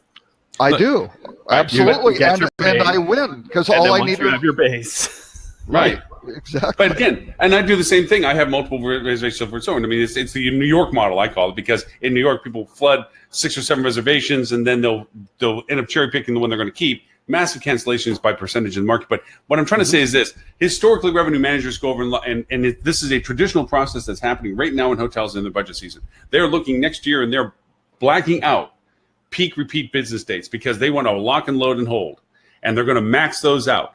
And right now, to your point, Robert, there are people knowing they're going to be traveling during those times because they're going to go to the Lollapalooza Festival, and they're looking what's out there right now. And Airbnb people, hosts who maybe aren't super hosts but are occasional hosts, they're going to peak out at markets, the opportunity markets like that. They're going to leave the market for the Lollapalooza, and they're right now selling their inventory. So I try to tell people from a strategic point of view, don't just black out or peak out your rates at rack or above rack or whatever tagged on the back of your door, but rather put some bait in the water. See what people are really interested in and rely on your marketing to say, guys, this is the time of year now that our inventory is opened up for the Lollapalooza Festival. You might be thinking it'd be great to book and lock it in and be now. And because you're going to do it now, we're going to give you a really good rate that we are not going to have available as we get closer, if even we have anything available as it gets closer. Well, and then I think you offer that really attractive rate, non-refundable. Yes. Oh, you have to. Yeah, Absolutely. Prepay Prepay and save is a powerful thing. Right? And that's the part we're where reducing your risk. Yeah, we're going to reduce your risk on these things getting out of control, and just come and pony up the money. But that's what you see marketing. And if you're an OTA, what do? They sell you travel insurance as well. Mm-hmm. A lot of hotel companies doing that. No, not so much. But you see, the revenue managers never had that as an option for themselves. They only have two levers: rate availability. Okay, right. So for them, the only thing they can do is put a fence around and say you can't get to it until we're ready to harvest. So they can only block. If they go back to the marketers and say, look, give me the business for my peak yieldable times early enough that I can get base interest and then build from it, you diffuse the dynamic inventory into that space because you're hitting them at the sweet spot that's a viable option for people. And then you're compressing it down to the point that then you can yield maximum rate during peak booking window for it, where Airbnb is no longer a factor because it just doesn't fit to scale. Right. And so if you dissect it down like that, it's not, I'm not saying it's not hard, but it's certainly attainable. It's certainly a way of getting and attacking it at that point. Listen, and you need to be looking at your moves on this as if you're balancing on one leg, holding a stick. Movements like these are going to cause you to fail. Slight corrections. Slight corrections. Well, and all of a sudden that reinforces your retail pricing structure. Right. It starts providing specific value propositions of what is your brand, offering at what price, so people can start going, that's good value. Hey, they're reliable. I kind of understand Stay out of the Groupon effect. Yeah, or you wind up being more like the airlines, right? Where it is just the pricing is flat out insane. I'm going up. Lauren, are you going to HSMAI? Oh, or wait, are you aren't on a? Yeah, I'll be in Baltimore next week after next. Oh no, not the Curate thing. The retreat. No, digital. No, I'm not. So for the market, you aren't on any boards. Oh, that's I'm not on any boards this year. No, I am boardless. Well, they're doing the world of HSMAI. September 11th and 12th. They're having the marketing board retreat, right? And it's in Chicago instead of Dallas. So I'm like, damn. but again, what did they do? And this was a silly move by HSMA. Sorry, Julie and Bob, but this was pretty stupid. They're out there. They picked the dates. Well, they asked people where they wanted to go, and people are tired of going to Dallas, which is completely understandable because I'm here every day. Anyway, what? I'm tired of going to Dallas. Anyway, they picked that. Well, the rate out at the Hilton at O'Hare, which isn't even downtown, $275 a night. Right? That's the group rate. And you look at it and go, really? That's just not, that's not good. Now, again, I got something off of, I believe, booking.com, which is an 80% rating. It's a, $8 Uber ride to and from the hotel, $56 a night. And you just go, really? But this is it's a little mom and pop place, which probably should be charging a lot more, but I don't care. It's a one day in and out. And the flights are under $100. I think it's $94 round trip. So you go, wait, you can actually go to Chicago and get everything all in for a day, and be under 175 or so. That's insane. You know what I told one of my clients was when you're deciding group rate, look at the radiant of 30 minutes from anywhere around you.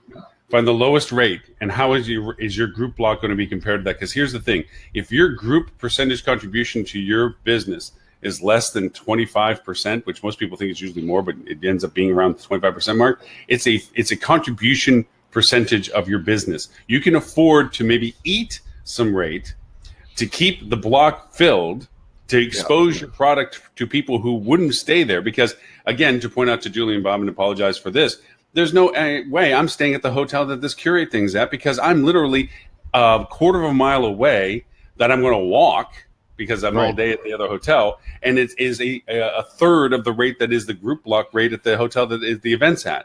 And for them to send and it's a value,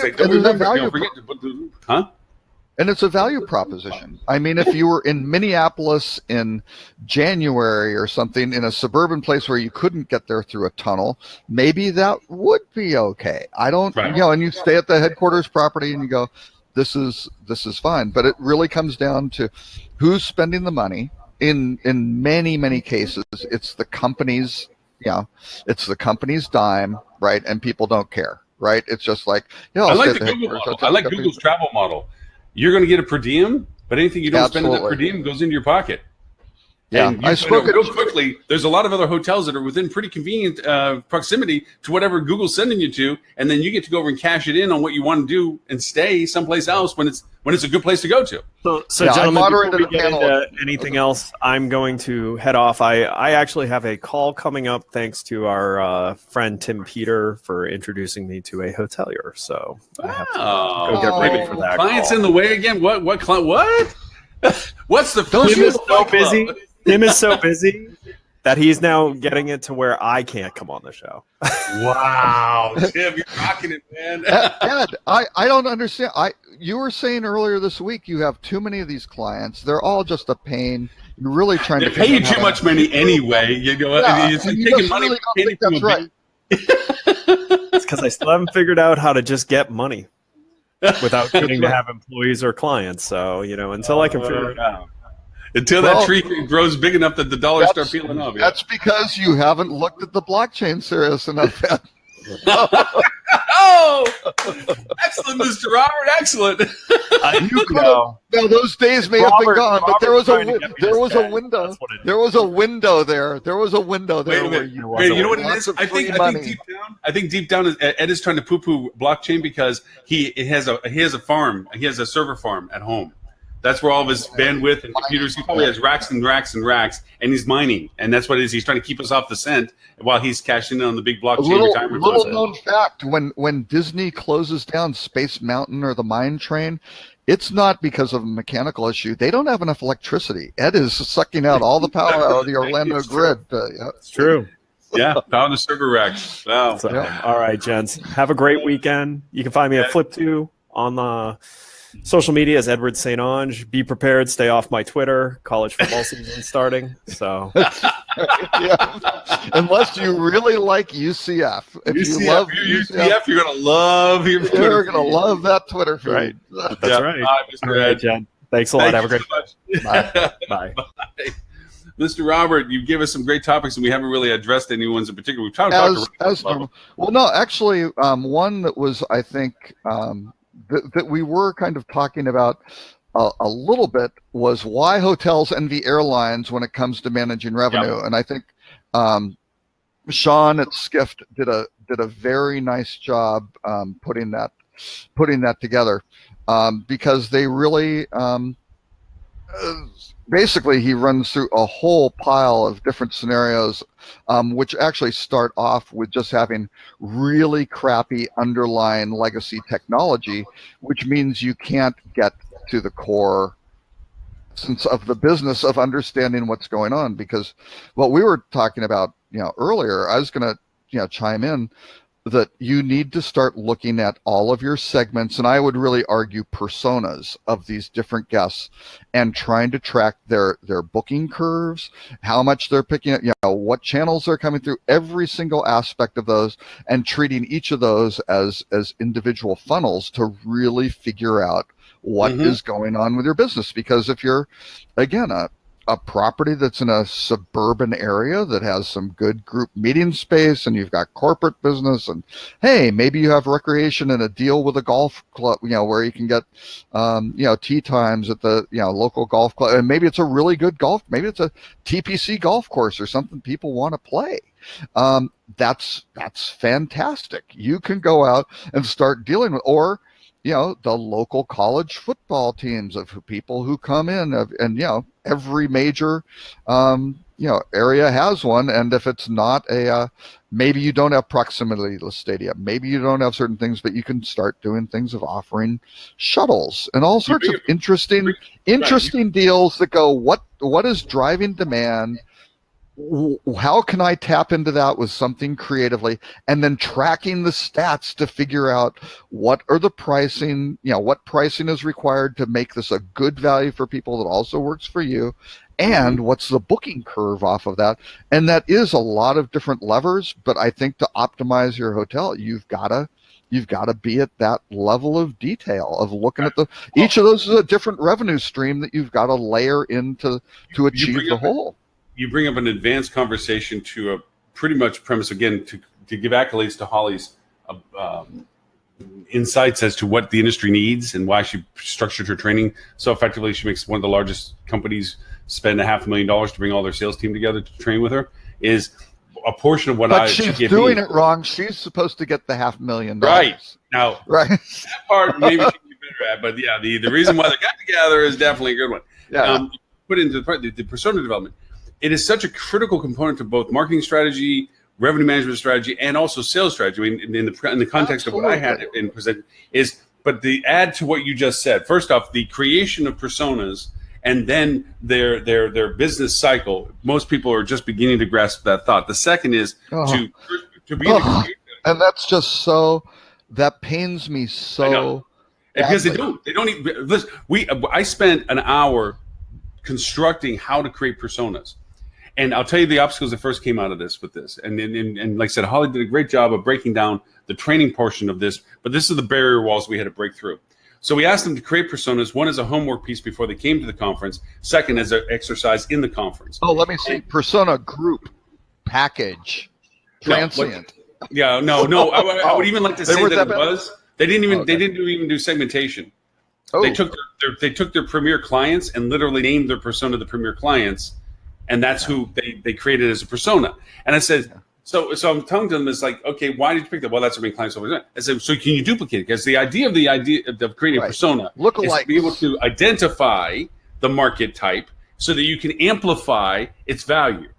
Right. And I said, so and to these credit, these people, I don't mind pointing out to them that they refer to GE. Because we began to reconstruct. It was a good start point, but then light bulbs started going off as to the purpose of what was going on. GE, and this is what we want. Well, can you duplicate this persona GE? Is there another GE in your market? Well, no, it's GE. Right. So we're not here to identify your best client. We're here to identify what makes your best client. Right. So they have a major office building. Yeah, they have a major office building within 3/4 of a mile of the hotel, or 2 miles, or whatever that radius. Right. So that was the first barrier. But then they began to understand that it isn't just about creating the persona that they understood. I said, you all understand that this stuff is already in your head. When you walk into a room as a salesperson, and it's a fertile room of potential clients, you already know how to isolate out whom you want to talk to based on their categorization of business, their position in that business. All these things are in your salesman's head or salesperson's head. Yeah. But this needs to be put on paper. And I said, why? And they're like, well, if we know, then why? Because when you put it on paper, now you can begin to communicate with other departments. And that's the key element. Now you can go to your marketer and say, these kind of people, this industry type and this type of whatever it is, so forth and so on, this is what I want you to go fetch. I'm your go fetch person. Marketing is go fetch. Go get me more of these. Okay? Yeah. And then when you go to your front desk, in your front of the house, and your operations people, this is the pain points of my persona. They need this. Their billing has to be this. The people that they're bringing in, these are the requirements. Right. Now it's a communication tool to your front desk and to your accounting team and so forth. And then when you go to your revenue management people, it's like these people represent this type of business for you. So if I can get more of them, this is what I can contribute to our revenue horizon. And it turns into a communication tool. Then the light bulbs start going off. It's like, oh, yeah. Return guests and lifetime customer value and all of that stuff starts layering in. And it avoids the problem of one of those segments should be, like disinterested third parties is what I call them, right? They've got to be there. They could care less about your hotel. Right. They just, we had three types of. We categorized business.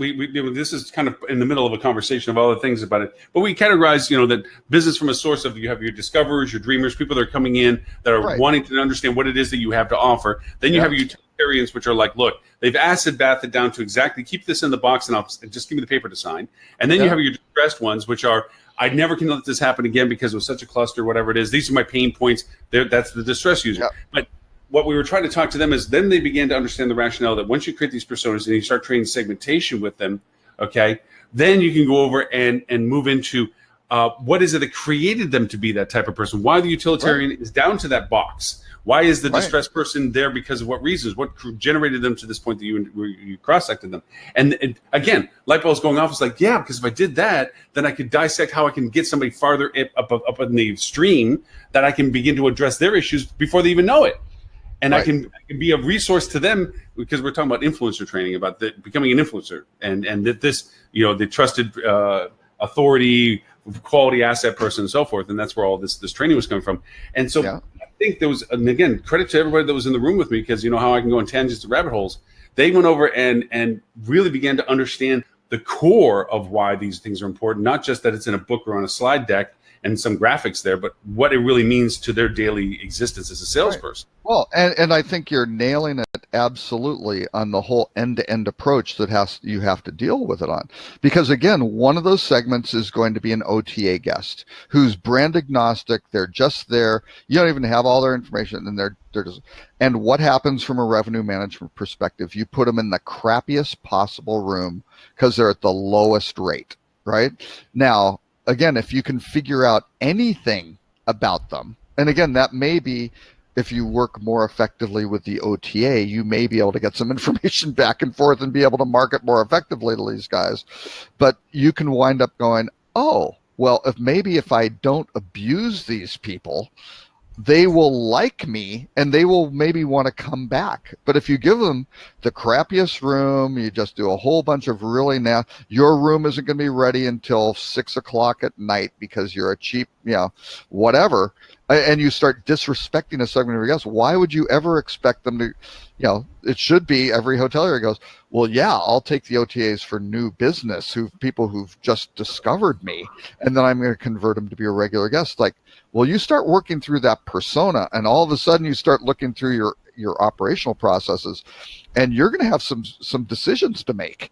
And it's the same thing. Some of the hotels who go, hey, these are our best corporate clients. We do not want to upgrade them. If we've got a bunch of empty suites or junior suites or things like, we are not going to give them that because that is a discount. And they're going to start getting used to it and they're going to hate it and things. It's like, or you're going to just let that sit empty, or you don't let the corporate guys in there, but you bump up whatever. I've been in a situation where it's been, last fill sort of rooms in the hotel, and I'm getting bumped up to suites, and I'm just I booked through Hotwire or something like that. Like, I should not be in this room. Why am I here? I'm not complaining, but someone is doing something dramatic. Not that I should be in the worst room either, but hey. Again, it goes back to a point, and I mean this from self-ego or whatever. If I owned a hotel, there are owners that expect that when they walk in the door, they're being put into the suite. They have the gratuitous room amenities that flood the room. Right. And it's expectation.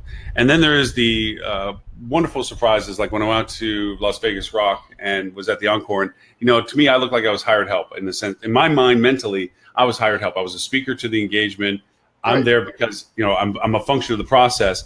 And the hotel and the director of sales, the vice president, she did wonderful. She sent this amazing chocolate amenity that Chris given the Flatt prices is an on things. amazing. I am a massive Chris Flatt fan.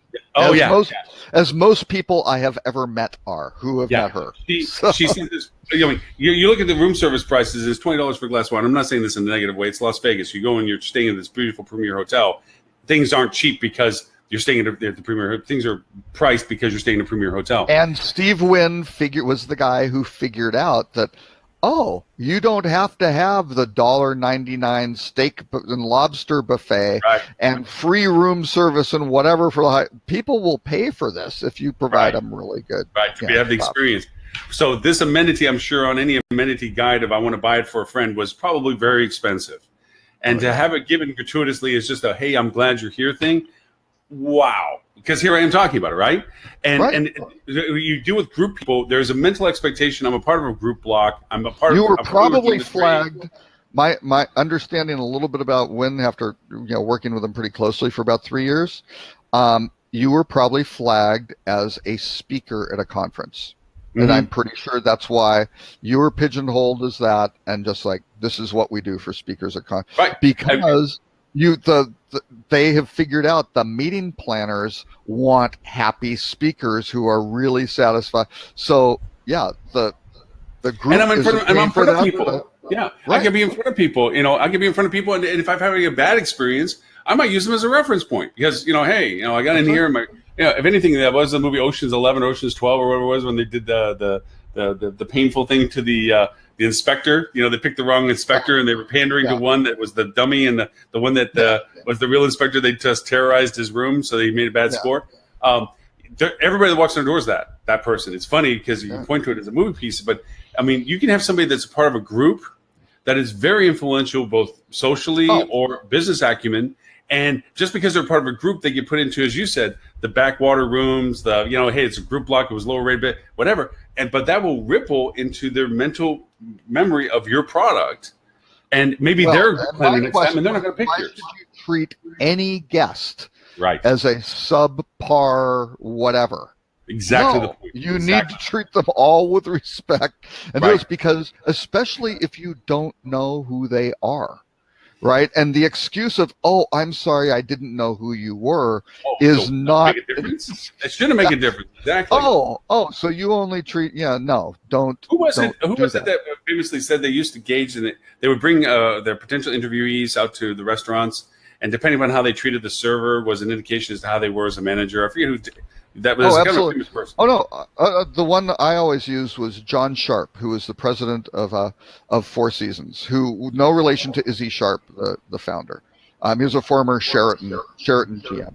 He would go out interviewing GMs and go across the lobby, knowing that he would be, he would position himself, actually take the time to position himself to come in from the meeting room that they were going to go talk in, right? And on his way out, he would drop a little piece of paper on the floor, right? And then he would march the prospective GM over that piece of paper and see what they did. And a Four Seasons quality GM would, even though he's walking and talking and maybe a little bit nervous about an interview because this may be a great opportunity to go, do whatever, if he stops and picks up that little piece of paper, which isn't in his hotel, right? It's not his job. But it's a part of your DNA. But yes, but he understands that shouldn't be there. I have the ability to fix it. I'm going to fix it. I'm not going to go, hey, you should get a houseman to go clean up that piece of paper. There. Right. Sort of thing. And that set the tone. All of a sudden, that didn't necessarily give everybody the job, but I'm pretty sure, and John would downplay this when you talk to him about it. He'd go, "Oh, well, who you would think I would do something like that? I wouldn't stoop to a trick." But again, you look at that and go, It's an indication. "What a of great little technique to figure out." I can give you a real case example. Is Just this happened with how me at the. observant? What do you need in a GM? You got to be observant. You've got to, set an example. You've got to have a service oriented. All these things. This one little stunt. Well, again, proves I guess out 3 or 4 of those. Real case example. Just was I was here at the Hyatt New Orleans, and I went into my room, and I had the other two bays of the whole grand ballroom that has 5 bays. 3 of the bays were being used for the general sessions, and I had the other 2 bays for my group. So I had this massive room, massive, 2 bays of the ballroom. And I went in to set and ready it for my function the following day, and it hadn't been bussed yet. And miscellaneous stuff. And then, dude, I don't know. I can't even count how many rooms I've had to turn and burn back in my hotelier days, So no big feat. I walk back of the house, find the cart, wheel it up, and I start busting the tables. I mean, I want to get some of the stuff done for the room and flagging the tables that I need to change linens on and stuff like this. And I'm changing the stuff and getting things set up. And the AV guy comes in and he starts helping. It turns out they had left the AV guy to turn the room. I guess. Really? Whatever it was. Because it wasn't a third-party AV company. They had their own internal AV. So he was, and I'm doing the whole thing, and he's and I'm talking to him, being friendly with him. I was like, hey, what should you do? Oh, yeah, I'm going to be in the session tomorrow. So, I'll be your AV guy tomorrow, so forth and so on. And we got talking. He's like, why are you busting the room? I was like, well, because it was dirty, and I want to get it set up. Nobody worries. He says, oh, thank you. I mean, that saves me some time, and so forth and so on. And we got talking, and he goes there and says, we had the screens on at the time. He says, you know what? I think that's the crappy projector. I'll get you a good one. Yeah. You know what I'm saying? Yeah. Because I could have had my whole session where one of my 2 screens was the crappy projector. Absolutely. Instead, you build the relate, and it's like, oh, you know what? You're a nice guy. And because of that, I want to be a nice guy. Well, nice breeds nice, And it's like, you know what? I think we put you up on a crappy projector. Let me get a good projector for you. Well, and let me tell you, Paul Charette, who's responsible, a great hotelier, but also used to be general manager of Little Nell, was GM at La Quinta. La Quinta, the resort, not the motor inns thing, but he also responsible for introducing me to my wife. But when we opened, again, I'll tell another old Four Seasons story since I hit the 1984 thing. This is actually earlier, 1982, when the hotel opened. There was a big problem because at the time there was one 5-star hotel in the state of Texas, the Fairmont in Dallas, right? And there were a ton of upscale luxury hotels opening all over and this was from like 1980 to 1982 when this property opened. So this guy had to figure out, where am I going to find staff? And Braniff Airlines had gone, basically, well, they had a huge number of flight attendants who had been furloughed because of the air traffic controllers strike. And then Braniff started to plummet and go out of business. He picked up a bunch of ex-Braniff people. So he found our night manager was a former 747 captain. So you're kind of like, well, that guy should be able to handle emergencies and responsibilities. Yeah, right. Calmly, too. It sounded like he's being calm. And almost our entire front desk team, we had one person from the Hyatt, one person was a new Cornell graduate, and the rest were former Braniff flight attendants. And let me tell you, I have never seen a better front desk group than that. And the Cornell hotelie was the short, awful, right? One of the worst. This, I don't know if you ever, we had a little competition because I worked closely with the night audit guys because I started in marketing and sales with them, but then flipped over and took over the systems. So I did a lot of stuff with the night audit guys. Do you know a record? Is there an industry record for number of adjustments on a folio? This individual, this young woman, we believe set at least a state, perhaps a national record at 28 adjustments. Holy wow. Oh yeah. Oh no. The night audit guys would wind up not bidding their schedules, but picking schedules based on her schedule because they'd set like a month in advance for the front desk, and the audit guys were kind of 2 weeks out. They would see when she was working and go for other dates, which was very funny. But let me tell you, the Charette's philosophy was, these guys are emergency trained. They deal with customers constantly. They have limited control of what's going on. I'm sorry, I didn't make it rain and make the plane late. I didn't lose your bag. I didn't do your I'm just here trying to save your butt if this thing goes down. sort of thing. That's my primary job. So he put those folks in, and let me tell you, every person who came up got treated as an individual, because these guys had all worked first class and knew how to deal with a customer. And if they could do something nice for the person, they would. And they were given the rein to go. I mean, not crazy, just like, oh, you're cute, you get the presidential suite sort of thing, but it's whatever. They did a fantastic job of trying. You said all these little things of what the people want, right? They want efficiency, they want this, they want to avoid problems.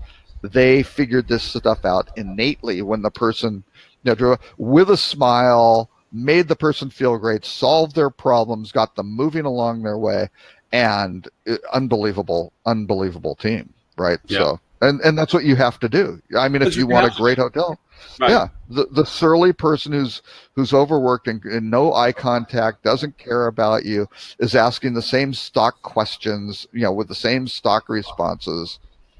I got told once, and I remember this as a statement. You don't dull the rest of the blade so that it cuts the same. That's boy, talk about hotel branding theme. That's a great one, right? That's the old don't do anything special for these guys because they'll expect it at the next hotel, and we don't want them to be disappointed with the crappy thing that's our standard, right? Yeah. Yep. The minimum standard is not like that. Should not be the absolute peak experience they can expect. Yeah, it is. I mean, that has been burned in my brain for so long that's what I used to tout as mantra when I tell people on alley rallies and NETMA meetings, which is nobody ever tells me anything. It's like, remember, folks, we do not dull the blade so it cuts the same. Yeah. Yeah. No, that's one of my little infamous quips that popped up that that's very good. Well, hey, we have 15 minutes left. I don't know, are there any things that caught your eye in the news topics? Well, I mean, we had the Y hotels. We had Y hotels turns luxury apartment buildings into pop-up hotels. We actually talked about that a little bit, which was pretty. By the way, interesting concept. Did you know that there is a gay Airbnb? What do you? A residential, rental Mr. type B&B. thing. Mr. B&B. Yeah. Makes perfect sense. It came up in conversation, and it's silly for me to not to thought that maybe there's some spin-offs to Airbnb, and this came up in conversation, and it's like, well, I'll be darned. I had heard that there's variations to Airbnb, but I've never pursued them or anything like that. But there is some segmentation that goes on with these things because some communities and cultures, it's good to know whom you know that are comfortable with your variations in lifestyle, and it's one of those things where it's like, okay, that makes some sense. But to bring to a point, and this goes to why the conversation was inspired by this, is that you have to consider everybody that you want to do business with and what it is that they use to discover with you, and don't look at always being a traditional methodology. That they're always going to use Google, and they're always going to use Brand or Expedia or what have you. That sometimes there is community-based methodologies. So it was neat. Yeah, and those get very, very complicated. And the same thing happens in the group space, right? It's the classic, don't have, what happens when you book Pepsi, Pepsi Cola company versus, Coca-Cola, right? It's like, you'd better change out all the soft drinks in your bars and things like that, depending if you don't do this. And people go, oh, that's ridiculous. And you go, oh, it is not ridiculous. That is life or death, sort of thing.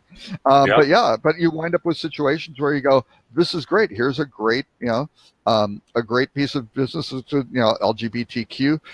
Well, boy, if you wind up having, if you wind up having the white nationalists in your hotel at the same time, this may not be good. Sort of thing. And the question, that a lot of people frankly is, should you have either of those? How do you deal with this one versus the other? And that's how you develop your personality for your hotel. If you want to be super whatever, catering to whatever, niche group you'd like, for good or for bad, that can be a fantastic thing, but you also may alienate others, right? Which You just have to figure that out and then stick by your guns and go, here's why we're doing this. We talked about that from pet friendliness, is that, you Right. get the business, but then there's who either don't like pets or are allergic to them, and you're stealing Absolutely. them from with you. But Yeah.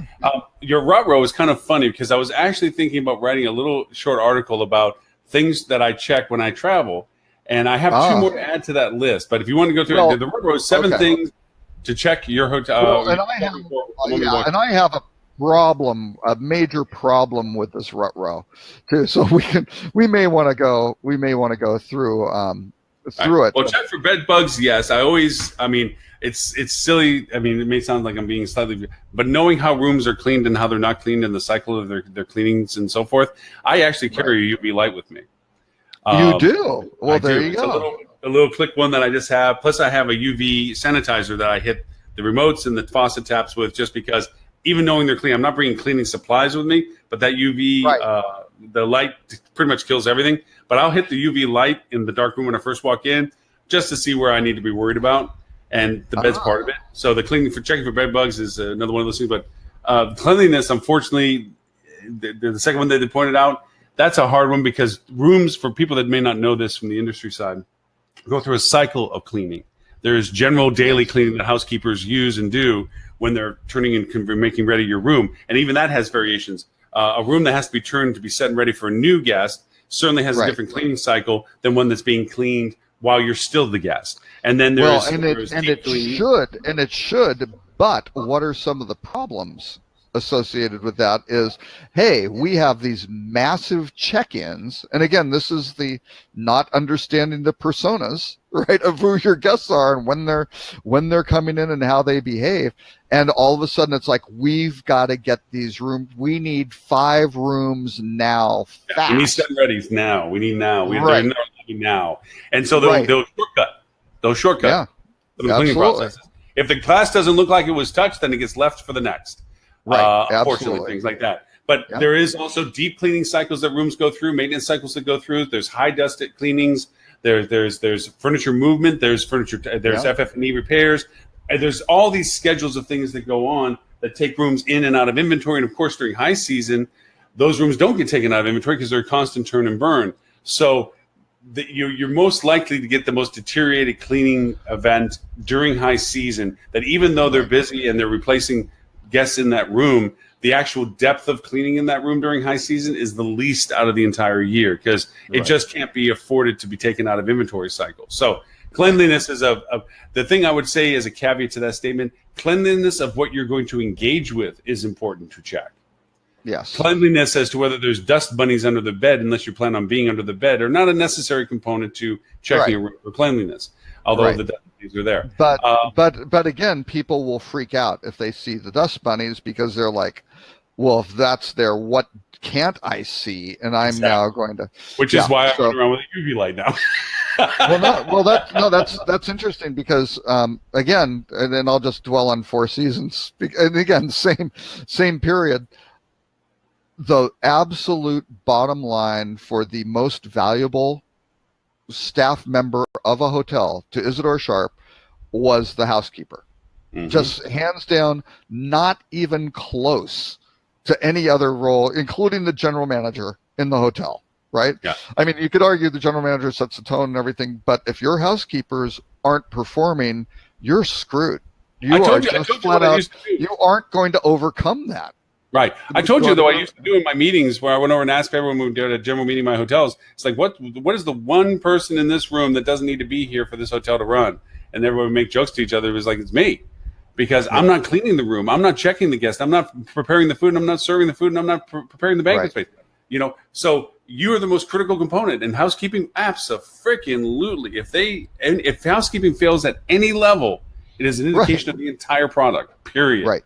And the recovery from it is horrific. I mean, it's just really, you want to kill your TripAdvisor reviews.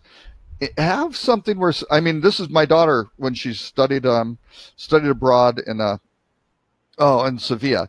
She went to 17 cities in 9 countries while she was over there, right? She would go out, she would start searching for a place, she'd figure out, going through a little booking funnel, and she would come down to what I always call the validation step, because I use a 7-step process, which is, kind of the inspiration, research, planning, validation, which is step 4. Everybody drops out. Then you get the booking, and that's where traditional travel agencies live. That's where TripAdvisor lives. So she'd go through TripAdvisor and look for dirty, bed bugs, or rude. Those 3 words, all of a sudden you were off the list. Right. And maybe she'd like, oh, it was just one. It's got, 5 circles and it's perfect. And one person put, bed. It was the same person used all 3 words in one review, and it just seems an outlier, right? But I mean, if you did that, it was just, you're out. And that's, and you aren't going to get the ADR. You aren't going to get the traffic. It's and this kind of goes to what we're talking about with the housekeeping and so forth. We know that there's different levels of cleaning because there's different things that get cleaned more regularly. I think one of the other items in this list is the comforter. Remove the comforter. Any sort of unfortunately, hotels have ventured away from this. The cosmetic runners and so forth in rooms, although some of the more resort-driven ones still give you too many pillows that you don't use that never get cleaned. They're the decorative pillows. Don't sleep with them. Just take them off the bed. Because people don't know what to do with them, and they usually throw them on the floor, which means they throw just them on the floor. Absolutely. Yeah, but yes, there are some things, from a comfort perspective. Look for stains. I always pull back the bed to make sure that the linen was changed and not just recycled. That the comforters don't have residuals because they weren't just fluffed or put back on, whatever. The other one that I will always recommend, and it's kind of funny for this, I don't want to get up and reach over for, but I actually bring a small CO2 smoke detector travel one with me. And I say that because, ironically, in the realities of some things, maintenance of the hardwired ones in the room sometimes have a cycle. And they don't, until they test those systems, don't know sometimes that some of the indicators don't work. Right. Yeah. And it's just a fact of product. There's nobody's being shortcutting on their service cycles. That's what testing does. Have you been at a hotel where they test the fire systems? Okay. No. Quick little aside. Hotel data conference. I checked in. I had an early flight in on Wednesday, right? So I'm doing some work in the room. My smoke detector, I was not smoking in the room. Or I thought it was a general fire alarm because it's one of these really annoying, loud sound sort of thing. Like, oh boy. So I kind of go out in the hall. I don't really hear it other places. I'm like, really, this is kind of weird. And I called down. They go, no, we don't have any general alarms. And it's like the thing's going off the back. I go, well, I got one. Sort of thing. Like, we'll check. We'll check into that. And it was kind of intermittent. It was start inside, and I'm like, is it getting tested? I don't know what the story is. But anyway, this went on for, 20 minutes on and off. And, I kind of went down the hall, and it seems to only be my room. So I finally went downstairs and just went, hey guys, I don't know if I need another room, but we'll check on, and up above. And they were very nice. They actually, I brought down my computer. They said, oh, can we get you a drink? There are places where you can get, Wi-Fi, this sort of thing. Got me set up, which was nice. Gave me a little $15 voucher for use on, F&B stuff. So they did all that stuff very nicely.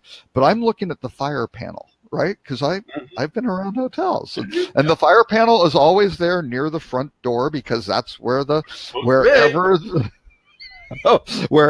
firefighters are coming in is probably where you want to put that panel, sort of thing. So anyway, they wind up. I'm looking at it, and it says smoke detector alarm, room 320, and I'm in 329. So it's not even the right. And so I'm like, and it's flashing and it's going, and it's like, okay, this is it. It's a smoke detector. That's the alarm. The numbering is messed up. And this hotel had opened like a couple months before. I'm just like, oh dear Lord, this is not. And what did they do? The next day I checked out, I slept overnight, everything was fine. Next day, looked down, they just silenced the alarm, still flashing, 320 smoke. Which is why, ladies and gentlemen, I bring a portable smoke CO2 detector because to one of the points of this article that we're saying is not necessarily route, but it does have flaws in this list, obviously, is when you go in the room, there is a plaque on the back of the door to tell you where the closest stairs are. It's there for a reason. Absolutely. Okay. Or we should go through this list, right? Okay. Just really quick. First, check for bed bugs. Yes, personal experience at a hotel in Paris, you should do that. That was the one we didn't, and my daughter said she always did. She did not do it, and yes, we had them. It was not good. We got out quick. It was miserable, right? Yeah. General cleanliness, you covered, the surfaces. Now, Yeah. again, some of the things that they're saying is you should bring your own liquid spray bottles and things. Yeah. No, you No. should not. How are you going to travel with that? They're going to leak Yes. in your luggage. You're you're going to get confiscated at TSA. That's why I bring I mentioned my UV light, the Right. one that Yeah. sanitizes. That's what I use for the. Yeah, make sure the mini bar is stocked. Yeah, I don't really do that anymore. I've gone so far as to every once in a while putting a piece of tape on it, because this is just telling you the horror stories of things. That staff do know that guests get charged for stuff, whether they know what they're getting around it. And so what the staff tends to do, those that are not as scrupulous and honest, is as soon as a guest checks in, they'll hit the mini bar, cap and tap, and put it back.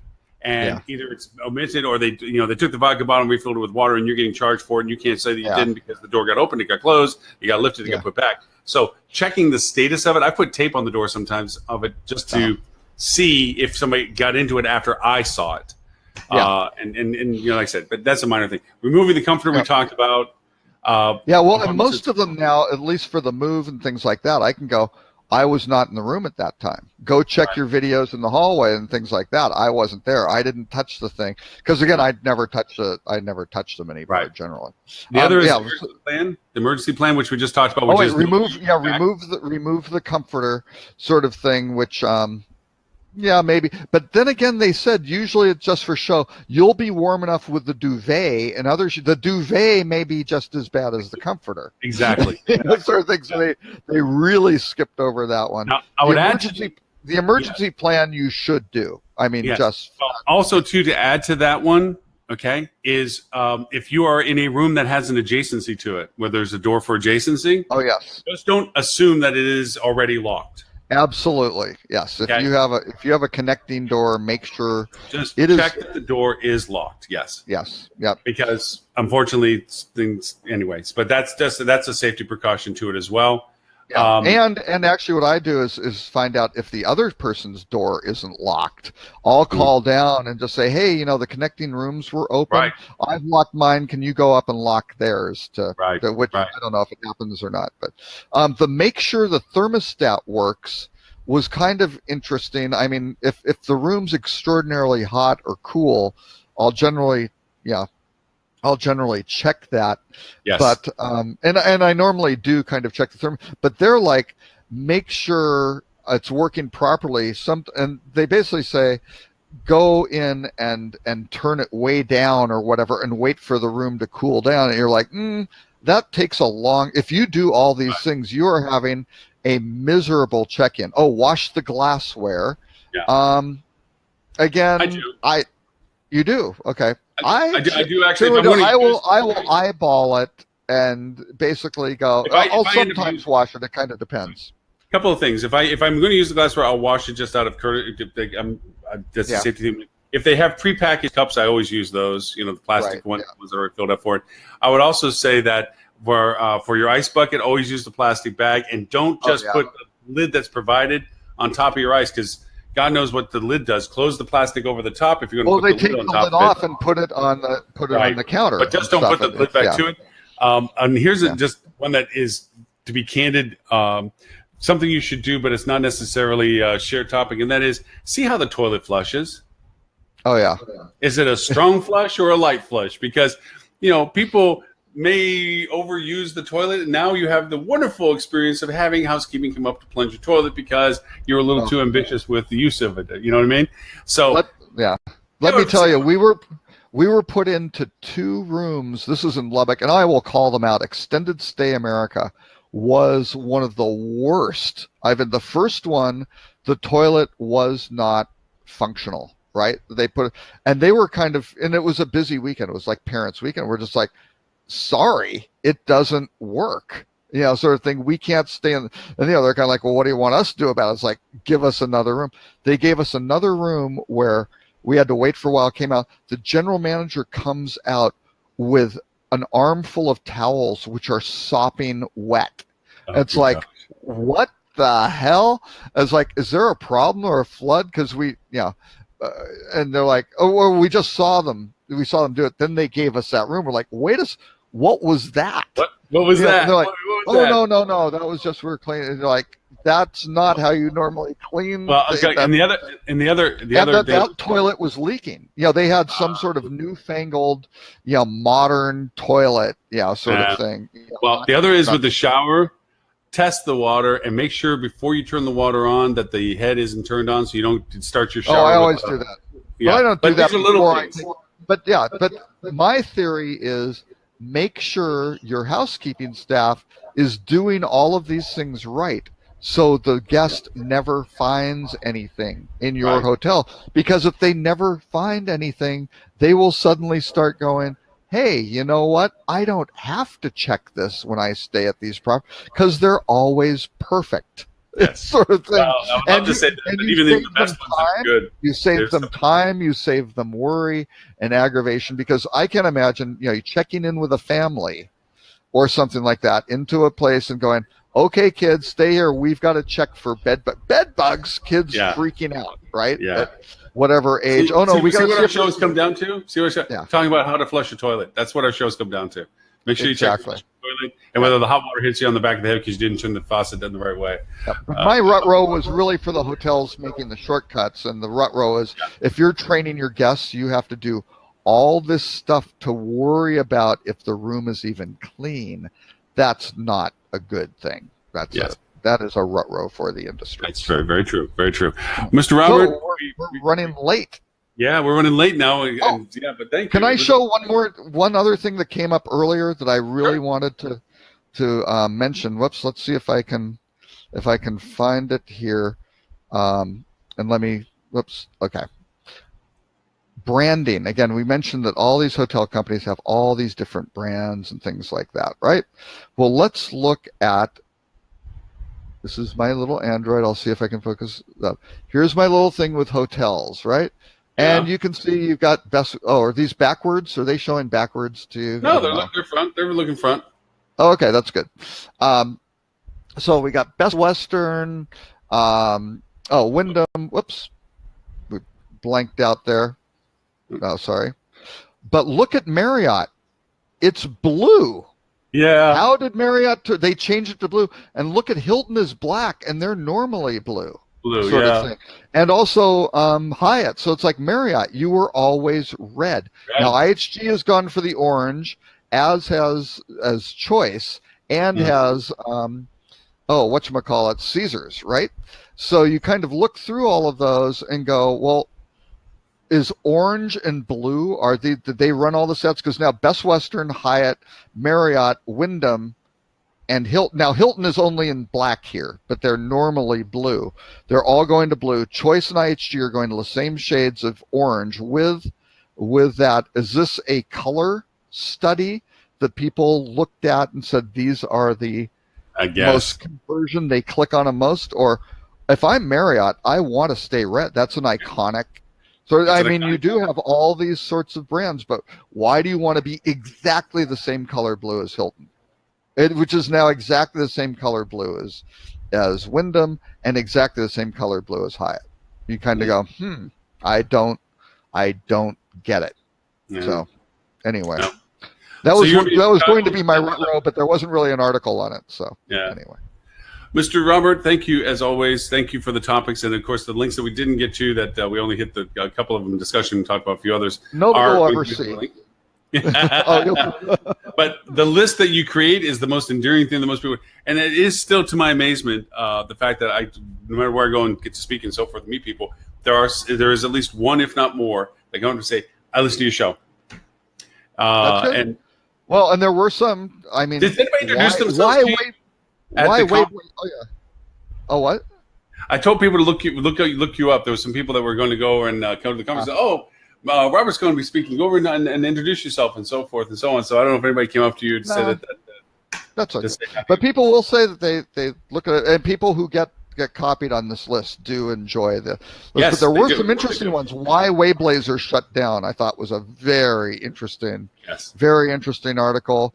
Hospitality Technology had their 2018 Customer Engagement Technology Study, plugging in the digital-minded consumer. There's some good stuff. We need to figure out how to get this thing. I do have to do some work on my website and really get it. Well, I'll tell you one thing, and this is. Yeah, Gutenberg is causing me a little bit of problems with WordPress. So yeah, well, I can tell you that one of the things I've talked with people in solicitation, they would like to have a understanding what our conversation is going to be going into the start of the show. Right now, they rely upon the fact that they go and listen to the show and my minute by minute breakdown, that they can go and say, "Oh, I want to hear about that part." They go to the minutes in there, so they don't have to go through the whole 2 hour spread. They would prefer that we start the show with, "This is what we're going to do." Yes. In what sequence, so that they actually do it. And actually do it. So we're going to have to add and so we'll have our time to pontificate and to tangent and everything else. But I was thinking that if we don't have a guest host that show in particular, that here are the first four, the first 3, 4, 5 things, and in order discuss them. Not saying that they have to be confined to a time slot, but just that's the sequence of discussion. And then from that, we can pontificate afterwards or something like that. So we'll work on all those things. But we are over. But thank you.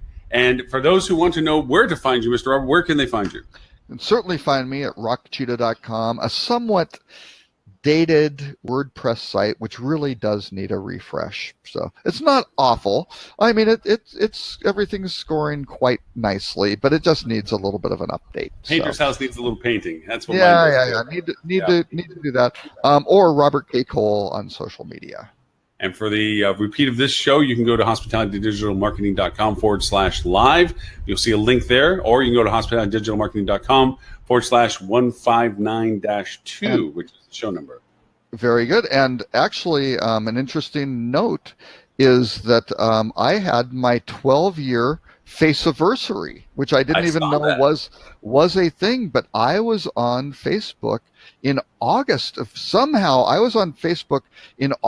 2016, and they didn't even really open it up to the public until like September 15th of 2000. So I don't know. I must have been on in some sort of beta or pre-test group, or I don't really know how I got on so early. But you bleeding edge person, you. That's me. Yep.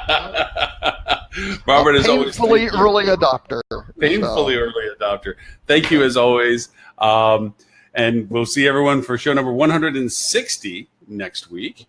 I'm not traveling anywhere next week, so I will work out why. I know why. I want to put the wrong time block on this link. We were supposed to have until 11:30 tonight, folks. That's why it wasn't coming up for us to start, but fix that pretty fast. But as always, thank you so very much. And we will see each other, I hope, next week, Friday, 11:30 Eastern Time, 10:30 Central, for show number 160.